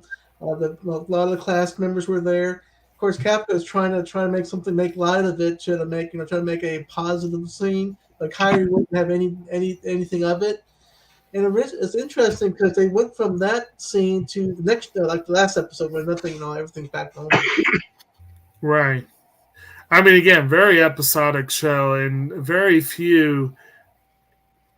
Like there are holdovers from episode to episode, but relatively few that could really be seen as plot. And you do have occasional moments like that where you're like, okay, interesting. I think you get more a sense of time than a sense of plot, Yeah. because they go over when summer hits. Mhm. They have their summer break, and they do the things that would happen in summer in Japan. Mhm. I mean, there's not really, I think, a plot to be here. Maybe in the later seasons there's a plot. It's been a while since I've watched season 2 and 3, and I have not watched the OVAs. I kind of started to fall out of love in this series by season 3, and in my opinion, it's more a matter of one. It's the sexual jokes. When people said that Darkness in our review last month with Konosuba was bad with sexual jokes, each of the girls in this are just sexual joke after sexual joke. Yeah. It's just like, all right, I get it. Yes. Hmm. Yeah, there's a bit of that. Oh, what have we got here? Oh. 900th episode of J-Dudes All review. right. Okay. Okay. Self-promotion there, which Yes. I guess. But anyway, so yeah, we covered the animation. Mm-hmm. So the big thing that you guys know was coming, and I hope Dave and Roger did their homework, is the music in this series. And I don't think you quite want to hear what I have to say on it, Jacob. Oh, really? Yeah. How's that? I don't think you think it's as good as you think it is. I don't think. Yep. Is the music. Is. I don't think it's as good as you think it is. Okay. Yeah. Elaborate. Elaborate. You go on and talk about it. You want to talk about the music? Go ahead. Talk about the music. I'll bring it up. What's going on. Well, okay. So basically, I will go ahead. We'll leave background stuff for a minute. In case I think the background was perfectly good, but the themes. I will say that I never liked the openers to this franchise when I first watched it, mostly. But this time around, the first one has the opening theme, Hitotoshite Jiku ga Boreteru, which is sung by Kenji Otsuki, sorry. Along with 5 of the girls in the class. Ai Nonaka, who's Kafka Fura, Marina Inoue, who is Chirikitsu, Yu Kobayashi, who is Kaire Kimura, Miyuki Sawashira, who is Maria Seikutsu, and Ryoko Shintane, who is Namihito. And 4 of them, minus Maria, sing the other 2 themes. The second opener, Going ni Maya, which plays on episodes 10 and 11, and Zetsubou-Sensei, which is the closer. and this is, I guess, a controversial statement, apparently, but I am absolutely love Zetsubou-Jin. It is my favorite anime theme by a pretty fair margin. And I absolutely love it. And I love the animation that goes with it. It's dark, it's twisted. It somehow the upbeat tempo of the song, I love it.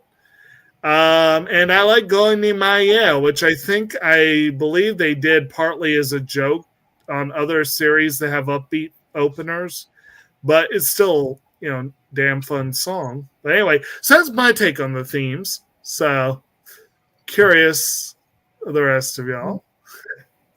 Well, typically I do skip over the openings and endings of just about every single anime I watch. So for me, it's a waste of time. And sometimes in anime, they'll give away all the plot. So I normally I'll go ahead and skip it. But because I was doing some homework, I went ahead and did watch the final, the opener and then the closer. I think it's an all right song. I see it's kind of the second half was like the closer was more like a horror theme kind of thing, and the first part was more like something to do with life, birth, life, something like that. I don't know. There's a bunch of hodgepodge of different things about life. It's a bunch of Buddhist stuff on the first one. Buddha imagery, Buddhist connections. But I did watch not the words. Mixed in with a whole bunch of really messed up BDSM imagery, including a parody of the Columbia torch holding, opening. They did that a couple of times, yeah. Yeah, it probably was a stab at Sony, I would think. But that's me. That's like they're stabbing at Sony, man. They just Aniplex. Yeah, I have a lot of fun with the openers, but they're not like my favorites. Though I did like Zetsubou Restaurant towards the end of the seasons. Oh yeah, and the enders are okay for me. I never understood your fascination with that first ending theme. I thought it was good, but there are lots of ones that I like more, like Still Doll or. Still Doll's a damn good one. Some stuff with Kanon Wakashima. Let's see here. A couple others that I could name that I can't remember the names of right now. Pink and the beginning of the Escaflowne, and there's all kinds of better stuff. There's a lot of good, really good anime openers. Which is where it comes into play, Jacob. I was going to note to you that these are probably, and I quote because these I looked these up earlier today. These are mid openings and closings. And I'm using the word mid to tune into the younger audiences. Yes, they're mediocre. They're good. They're not the best. There are better ones. There's always the debate over what's the greatest opening, what's the greatest closing. These are catchy, yes, but I'm not going to stand here and remember them.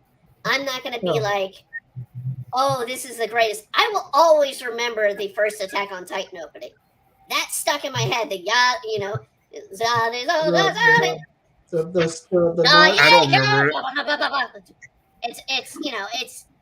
It's an opening that's gonna be stuck in your head. These I forgot about these. Not only did I, but a lot of people forgot about these series. It not only is the openings and closings that way, the show itself has kind of been that way. The comedy is kind of gone down and down over the years, and it's kind of that concept, and a lot of it I do have to go back to. It's that sort of, it's hard to translate. It's really hard to translate, and that's probably why this series didn't come out for so long. Is because you could translate it, but are people going to get it? No way. There's no way. Yeah. I think it would have done better. Audience. There's so much culture in the show that you have to be a professor to pick out all the little things and social society strata and all the cultural problems and the negativity, the connotation. The 4 I minutes still of death all the way through from beginning to end, all about death. I It's think not it to say missed, it's a bad series. It's just mediocre. I think And it missed the boat. I think it missed the boat being delayed so long. Because the time it came out, I think it would have been a good time to come to this audience because that type of comedy was actually very reflective of how we were looking at our media. Those were the things there. I mean, shoot, Aqua Teen Hunger Force, things like that were still very popular. At I've said before that this show would be at home on Adult Swim. Yeah, It back in would the be. day. Yeah, dark humor was big in the mid-aughts, right when we're starting to be like, okay, we had 9/11 occur, which was a dark moment in our lives. We wanted something to get away from it. We started to go a little bit dark with our humor right after about 5 years of that stuff. So this is when it came out was great. Well, now it's kind of like toning down. It was just That may be, but then you got people like me who are freshly getting into like all of these different shows that you guys have like known for like years. Like I didn't know any anime on like bootlegs or anything like that, you know. I think I might have been the one to turn Brandon onto this series because I remember checking this series out because I liked the art style. And then when I was going through the lists of anime to watch off of fan subs, and it's like, hey, Brandon, or our friend George at the time, I'm like, hey, here, check this series out. It's pretty funny, but I actually miss those days in a way because you kind of never knew where it started because one of us would find a series and then it would make the rounds around the group. And it was just, there's kind of a community aspect. But I wanted to go on a little bit of what you had said earlier about the music. And I will say this, it's art. All music is art. No art is universal. There's no definitive best in the world. For instance, I know that some people's best anime is not another person's best anime. I don't care how high, say, One Piece is rated. That's not going to make me love the series, nor is it going to make, say, Brittany love Honey and Clover. So you see what I'm saying. I spoke my words about Honey and Clover on Honey and Clover. But yes, he has valid points. Like, and actually, you're right about the difficulty of comedy translating across cultures. But comedy is highly subjective to the individual. Like, you can have, like, if you take, for example, myself and the people in my immediate family, I find this show hilarious. And I would imagine that most of them would be probably, well, one of them would probably be completely turned off by some of the perversity of it. And the other two would probably just be bored. But then, like, we watched Waterboy the other night to get ready for tomorrow. That's one that will definitely elicit very different opinions from the same family.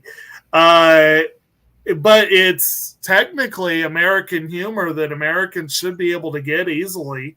But, everyone will have their own, and as they say, mileage will vary. And with that one, mileage will vary dramatically in part on how much you are willing to let Adam Sandler do his baby voices. But one of the reasons why I tried to wanted to go into it is a little bit anime. A lot of people credit Disney for being the inspiration for anime's Big Eyes and all that. It was actually Tom and Jerry, and a lot of people don't know that because Tom and Jerry translated well. We didn't need, explain to them. It was like, oh, cat chases mouse, tried to kill mouse, funny thing happens. That was understandable. Disney didn't quite make sense until about the 60s to 70s to Japan.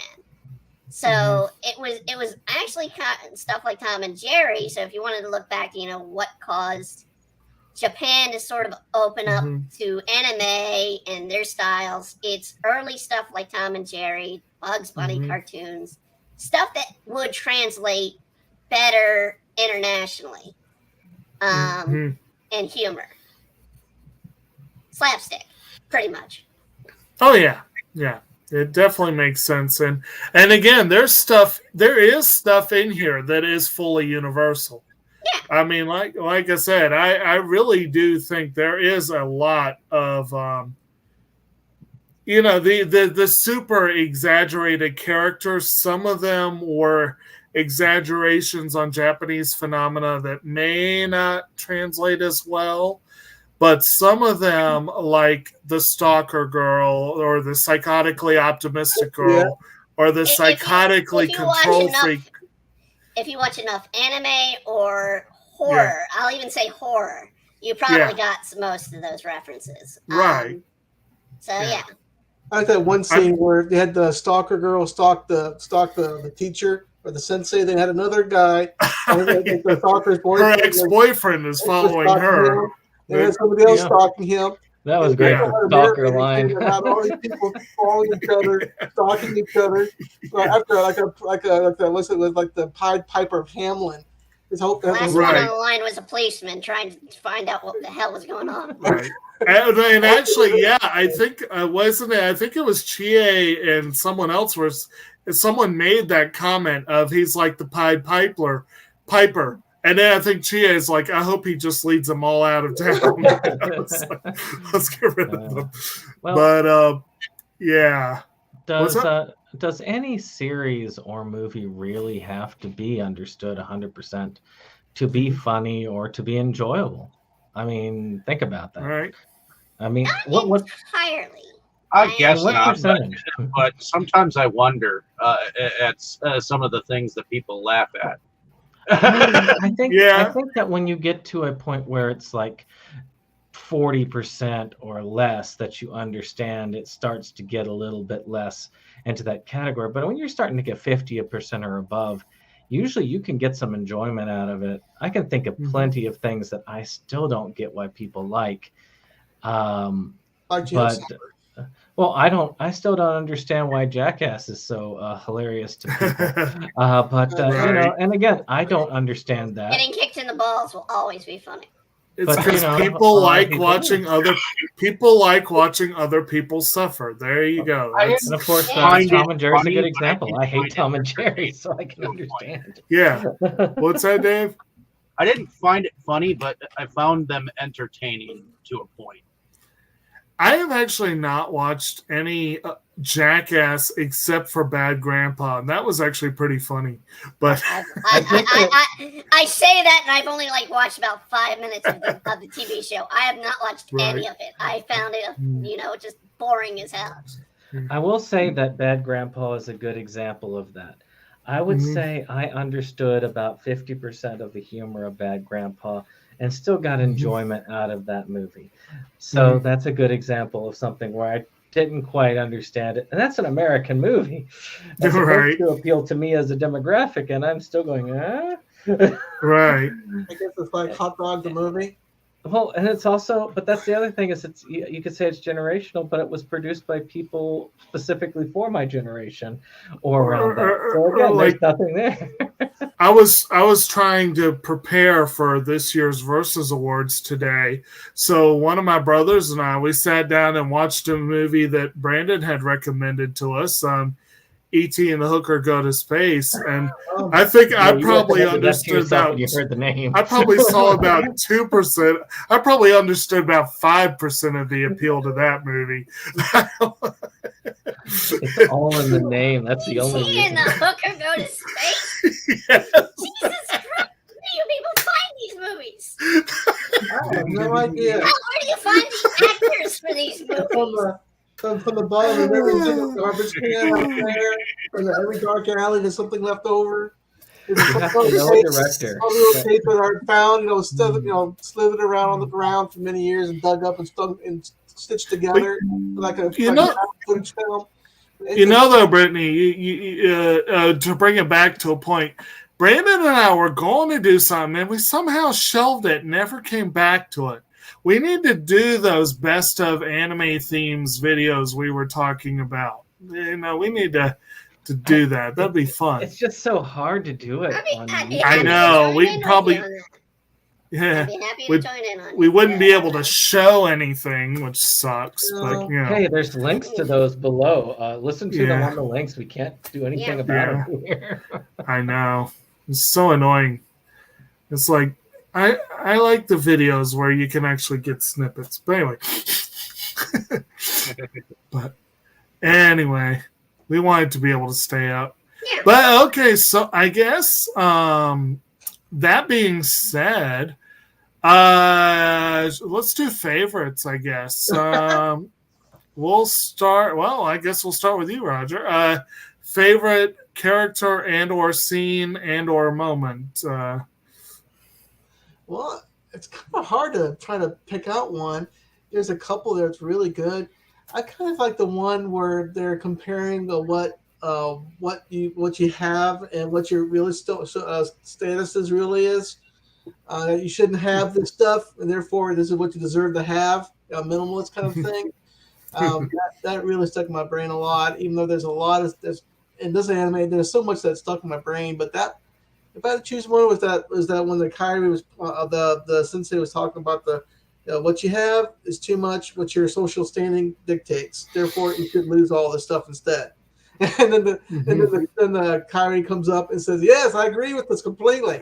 And so let me get this list. And she started pointing out certain people that, yeah, you got this. This is the wrong thing. This is not in your stratus. No, you can't. You're rejected. Mm-hmm. Very good. Yeah. How about you, Brittany? I'm good. I mean, given it's fresher in my head, it's probably going to be saying it. At last episode, the first half though, the apologetic girl. And I have to say, because part of me is like, that's most of Japan in social organization described in one character, where they're always apologetic for everything they do. And Japan, and also throw Canada in it, because Canada is the same way, where it's like, oh, we're sorry. It's like, you don't have to be constantly apologetic. You just, you know, it's done. What's done is done. Move on. And so, I mean, yeah, I it's something that just stuck in my head more, mainly because I just watched that episode. But I mean, maybe that. All right. Dave, I know you're not quite done yet, but is there anything at this point that you would say would be a favorite or? Well, I'm just going to touch real quickly on the music because we kind of skipped over that. But as far as the opener, I like the music. I like the lyrics. I just would rather probably hear it in English. And the ender, both enders are kind of forgettable. But the lyrics, on the other hand, are interesting. Yes.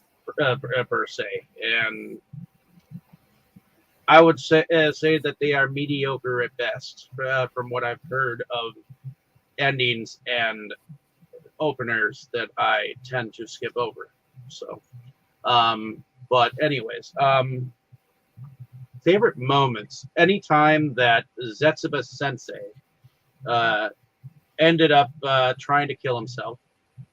I love the fact. I love that moment where he brings that death suitcase in. Oh yeah, it's always prepared for suicide. Yeah, it's always prepared, no matter what. Every time the blonde girl said, "I'll sue you," for some reason, that just, I don't know. That just made me laugh. There are definitely more than a few moments. So I do get the humor, and it gets me. So at least in this moment, in this lifetime. So, but I do understand what you were saying, Brittany, about how most of its humor gets lost at this moment in time, and a lot of it is old and whatnot, because this came out 2007, so so that's at least like 20-25 years. A lot of humor goes down the toilet after a certain amount of years. So, and especially with how unwoke or woke people are, it's just, I can't imagine having this shown at college. What happened with that explosion? These days, this would not air in American television at all. No, from the first scene, it would have been censored. Yeah. But you're right, Dave. The topicality of it, like it would be similar to like American shows, like South Park, Family Guy, or whatever, that make tons of topical comments, jokes, whatever, that may or may not age. You may see it 10 years from now and go, "What was that reference about?" I think more South Park or It's Always Sunny. I kind of see it more that crudeness of those two, instead of just like Family Guy, where it's stupid jokes. But you see my point though about topicality, because they do that a lot in Family Guy. It don't always last as well as they could. I need to see It's Always Sunny. I've heard that's a good show. Either you'll love it or you'll turn it off immediately, because it's one of those shows where it's gonna offend you because it's meant to offend you. That's one of my brothers. That's one of his favorite shows. All right, so Brandon, your favorites. I think my favorite character is Cheery. I don't know why. It's just the character is usually one I would dislike, but for some reason that one always sticks out as one that I got to enjoy, because all the chaos around you needs somebody who is that messed up when it comes to order to try and manage the chaos, and poorly at that. But also I like how they assumed she's class president. She's like, no. It's like nonchalantly, even though it doesn't look, she even acts like, why would I bother pursuing it? Right. But my favorite episode is probably the same last episode with but the opposite half, where you look at the people who are like the resting bitch face girl, which the idea of, we see a preponderance of evidence and then we automatically just ignore that preponderance of evidence, and sometimes to our detriment. And I love that. I think that one actually translates 100% to these days very well. So some of the humor, yes, is lost in time, but yet some of it still remains topical to this day, and that's actually pretty amazing in some cases, how it still can get hit on the head.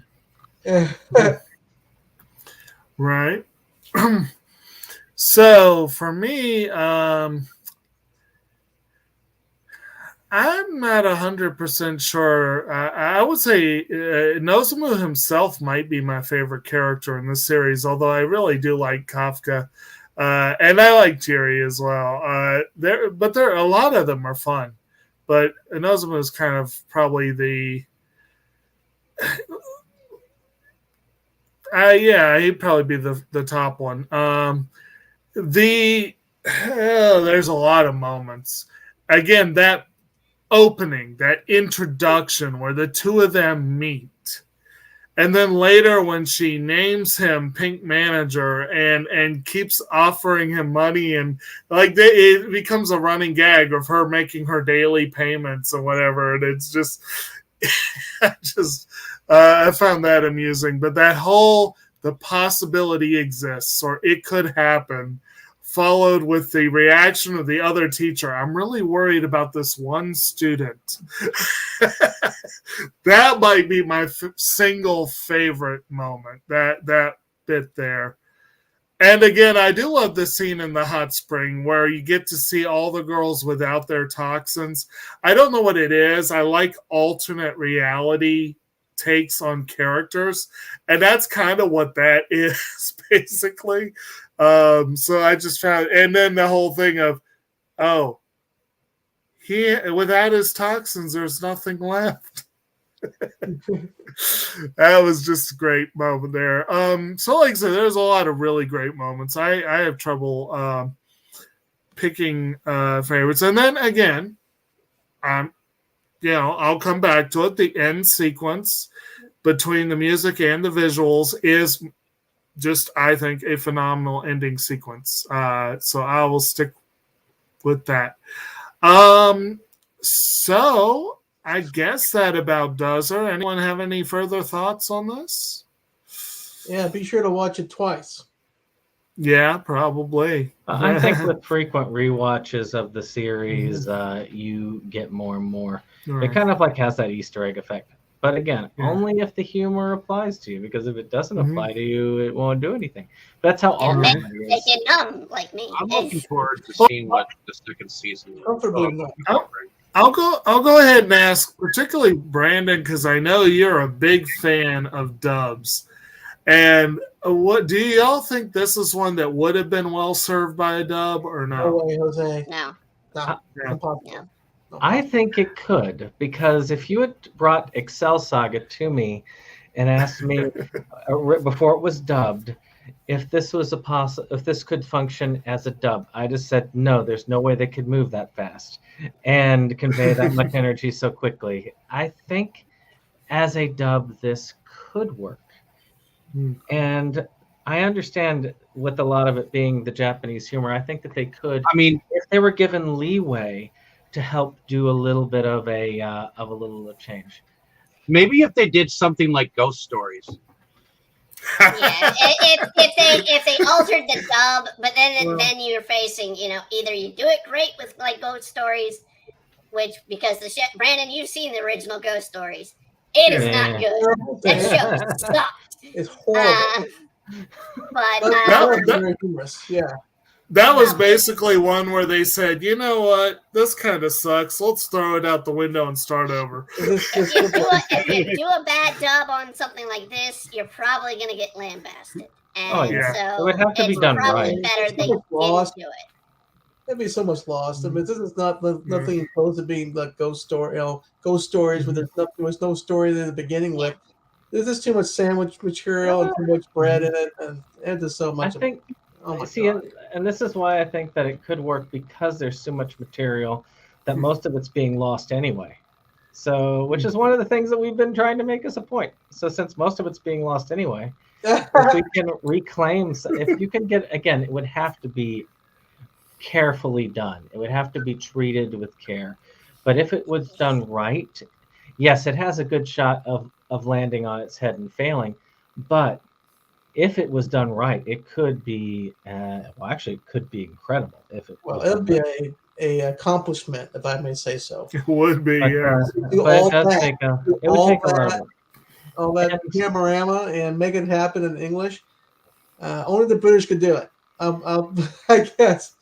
No, but not in this day and age. There's certain voice actors I could give English cast or American voice actors could do it, but yeah, it's at the same time I just don't. I don't think the humor would pass through. I really don't. I'm trying to think. That's sort of the problem why we don't have all of Gintama dubbed.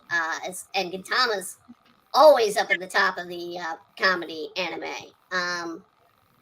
Because a lot of it is physical, a lot of it is relatable comedy.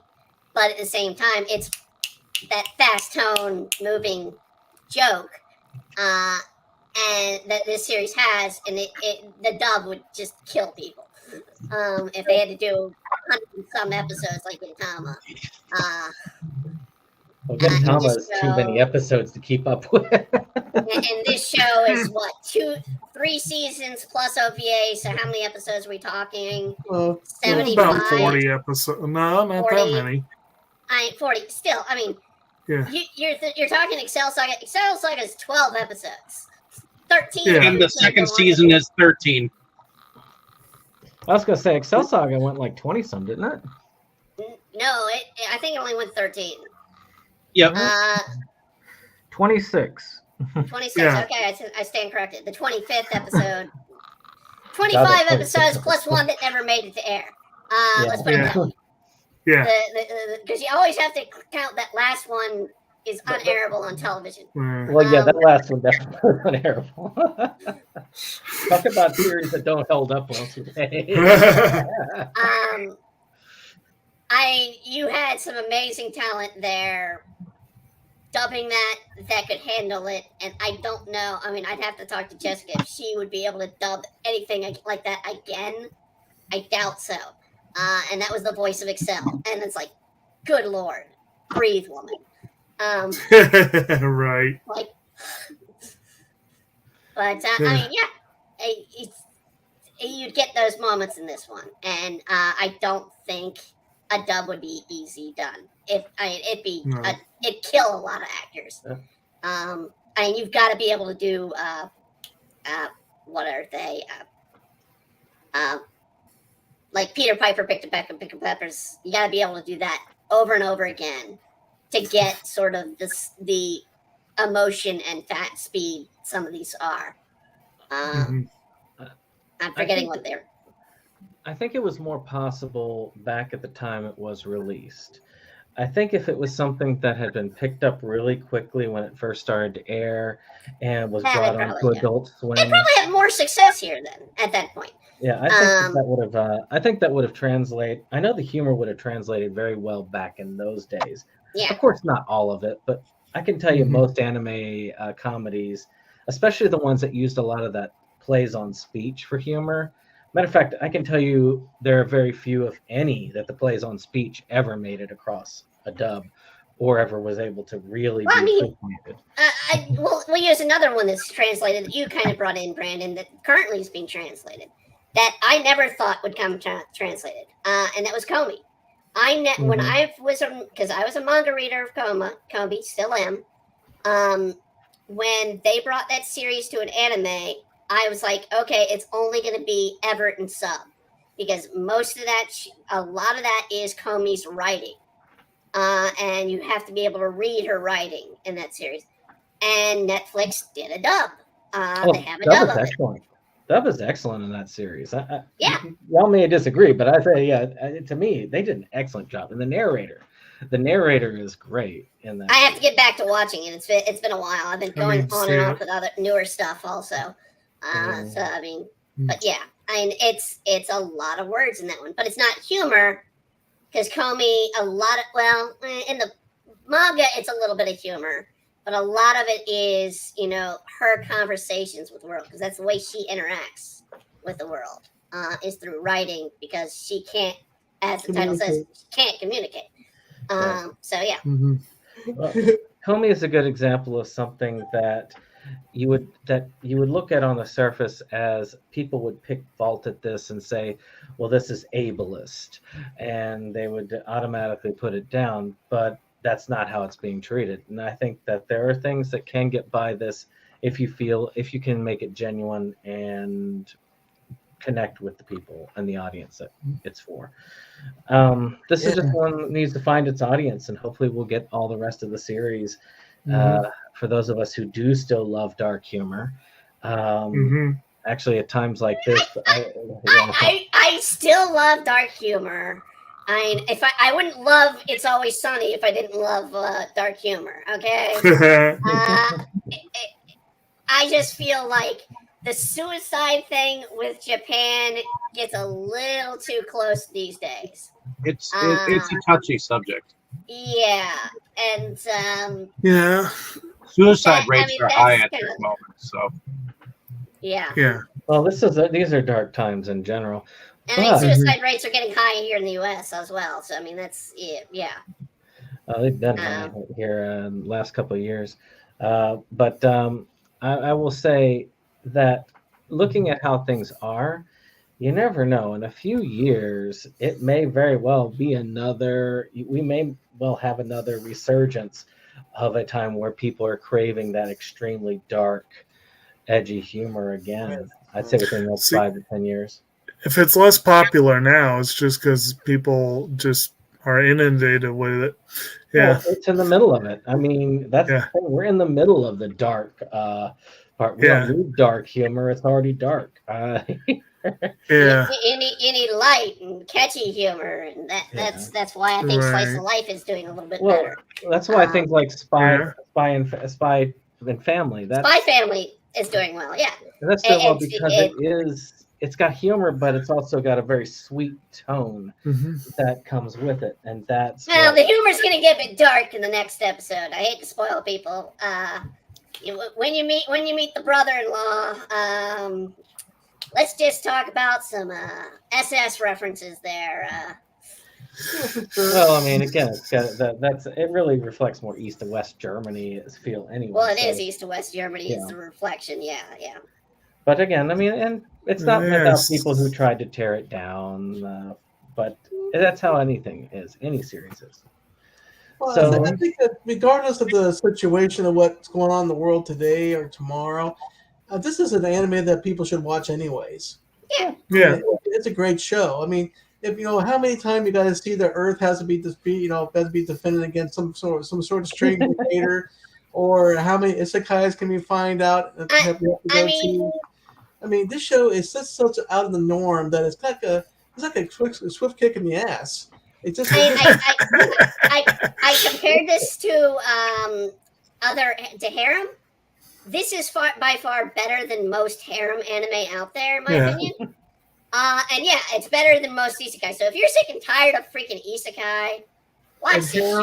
I mean, it's a breath of fresh air from isekai. It certainly is. It's absolutely, and just like watching, like when I watched Azumanga Daioh for the first time, I was like, "What the heck?" Oh, I love Azumanga Daioh. I got the same thing when I watched this for the first time. So what the heck am I watching here? I gotta wonder if Azumanga Daioh still holds up today. I'll have to rewatch it. Azumanga Daioh still holds up.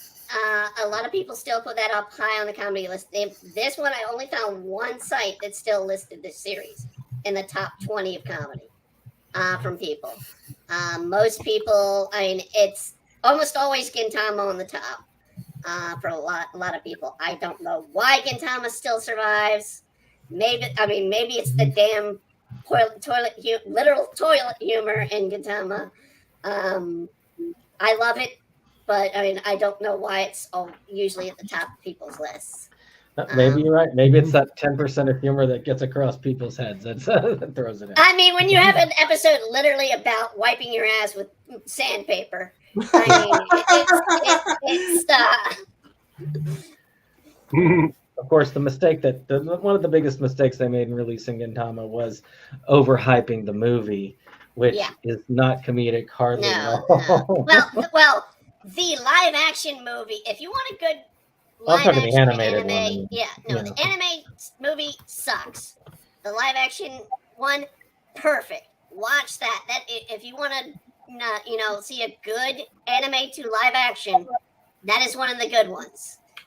Because it's got that silly humor, and they got it really nicely. It's well done. So it looks I good actually do have that live action thing. That's the only thing I have of Gintama. Well, I guess we'll go ahead and wrap this time around. So next time, we'll put myself up here real quick. We're going to be covering something interesting. We're actually going to be working together with one of our fellow channels at Inside Movies Galore, where we're going to be covering these two movies. Oh my God, my token at the end of the month. So that's going to be my birthday picks, actually. And again, talking about stuff that may not hold up too well for people. I don't know. This one is Puella Magi Motoko Magica. So we're going to be covering this as kind of a parallel to those. Put a trigger warning on the series. Just put a trigger warning right on the series. We're going to do both the TV and the movies. So we're going to be talking about the first two. Basically, yeah. we're going to be covering the same story for both, because the first two movies cover the same story as the series. But it's but I know Dave, and I doubt he would approve of me starting with the third movie. Yeah. So And it is worth noting that, especially for Dave, that this, in contrast to Sayonara Zetsubou-Sensei, Puella is a strongly plot-driven series. very plot-driven. And there are and dark, and we'll go ahead and say now for all of you to remember for next month, there will be spoilers. Yes, this one I really don't think you could do much in the way of spoilers, unless you never. I guess that first episode, that's the only thing I can think of that if you hadn't watched it and you came up on here, that might have been a sad thing, because having that kind of shock when you're not expecting it and you see that scene the first time where she's pulling on the rope and he's like, I could have died, like that at the beginning.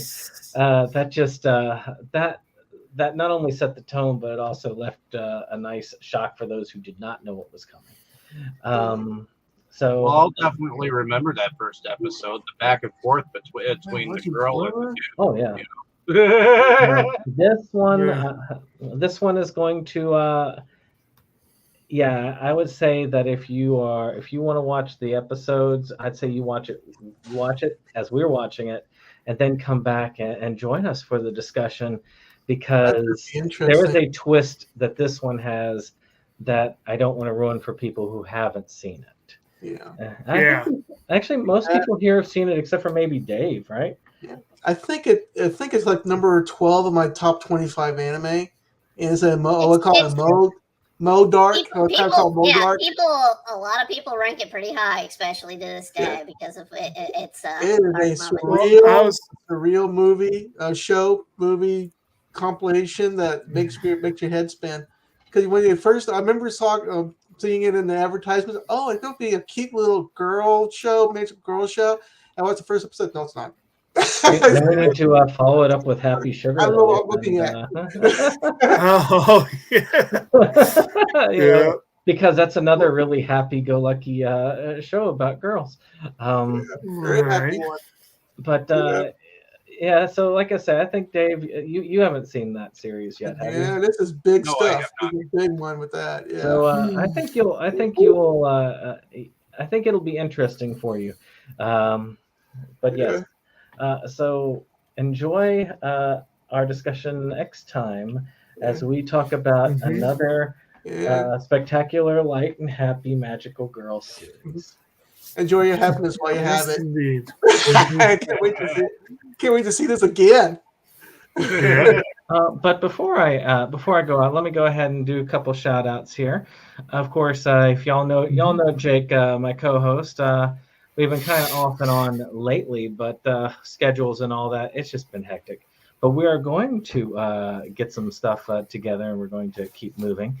Matter of fact, I filmed a pickup that he did kind of join in on at the end. But it was a video game pickup, and I was looking for some people that really liked a game, and it was kind of fun to actually hear some conversation on that. So that was really good. So that's going to come up Wednesday for our channel.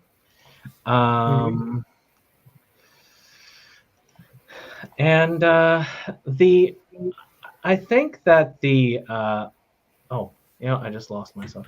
Oh, who cares? Dave is up for Inside Movies Galore, Delusions of Grandeur, where lots of movies are discussed, reviews are done, collection videos, and just a lot of fun stuff. I mean, he just did a one with Boris and Ron and them discussing a film over on Sunday. We're going to be discussing two films, Water Boy and The Wolfman, the Anthony Hopkins one, tomorrow night. So that's going to be fun. So definitely check out his channel. Of course, you've got Brittany with Embria Arts, and not only should you just support Demon Blade and her Patreon, but you should also check out the channel where there's a lot of Let's Plays, the Draw With Me, and story readings.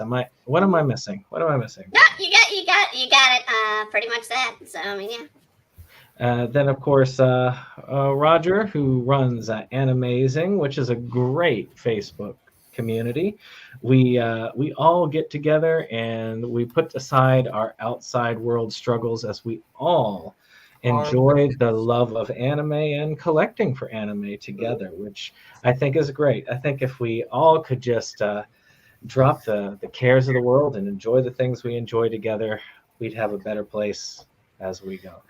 So again, great stuff. Did I miss anything, Roger? No, you got that nail on the head.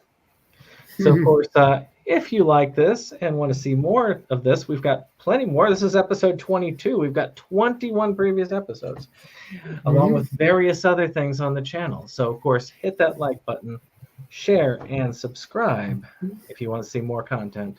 But we'll see you on the next one. Bye. Bye.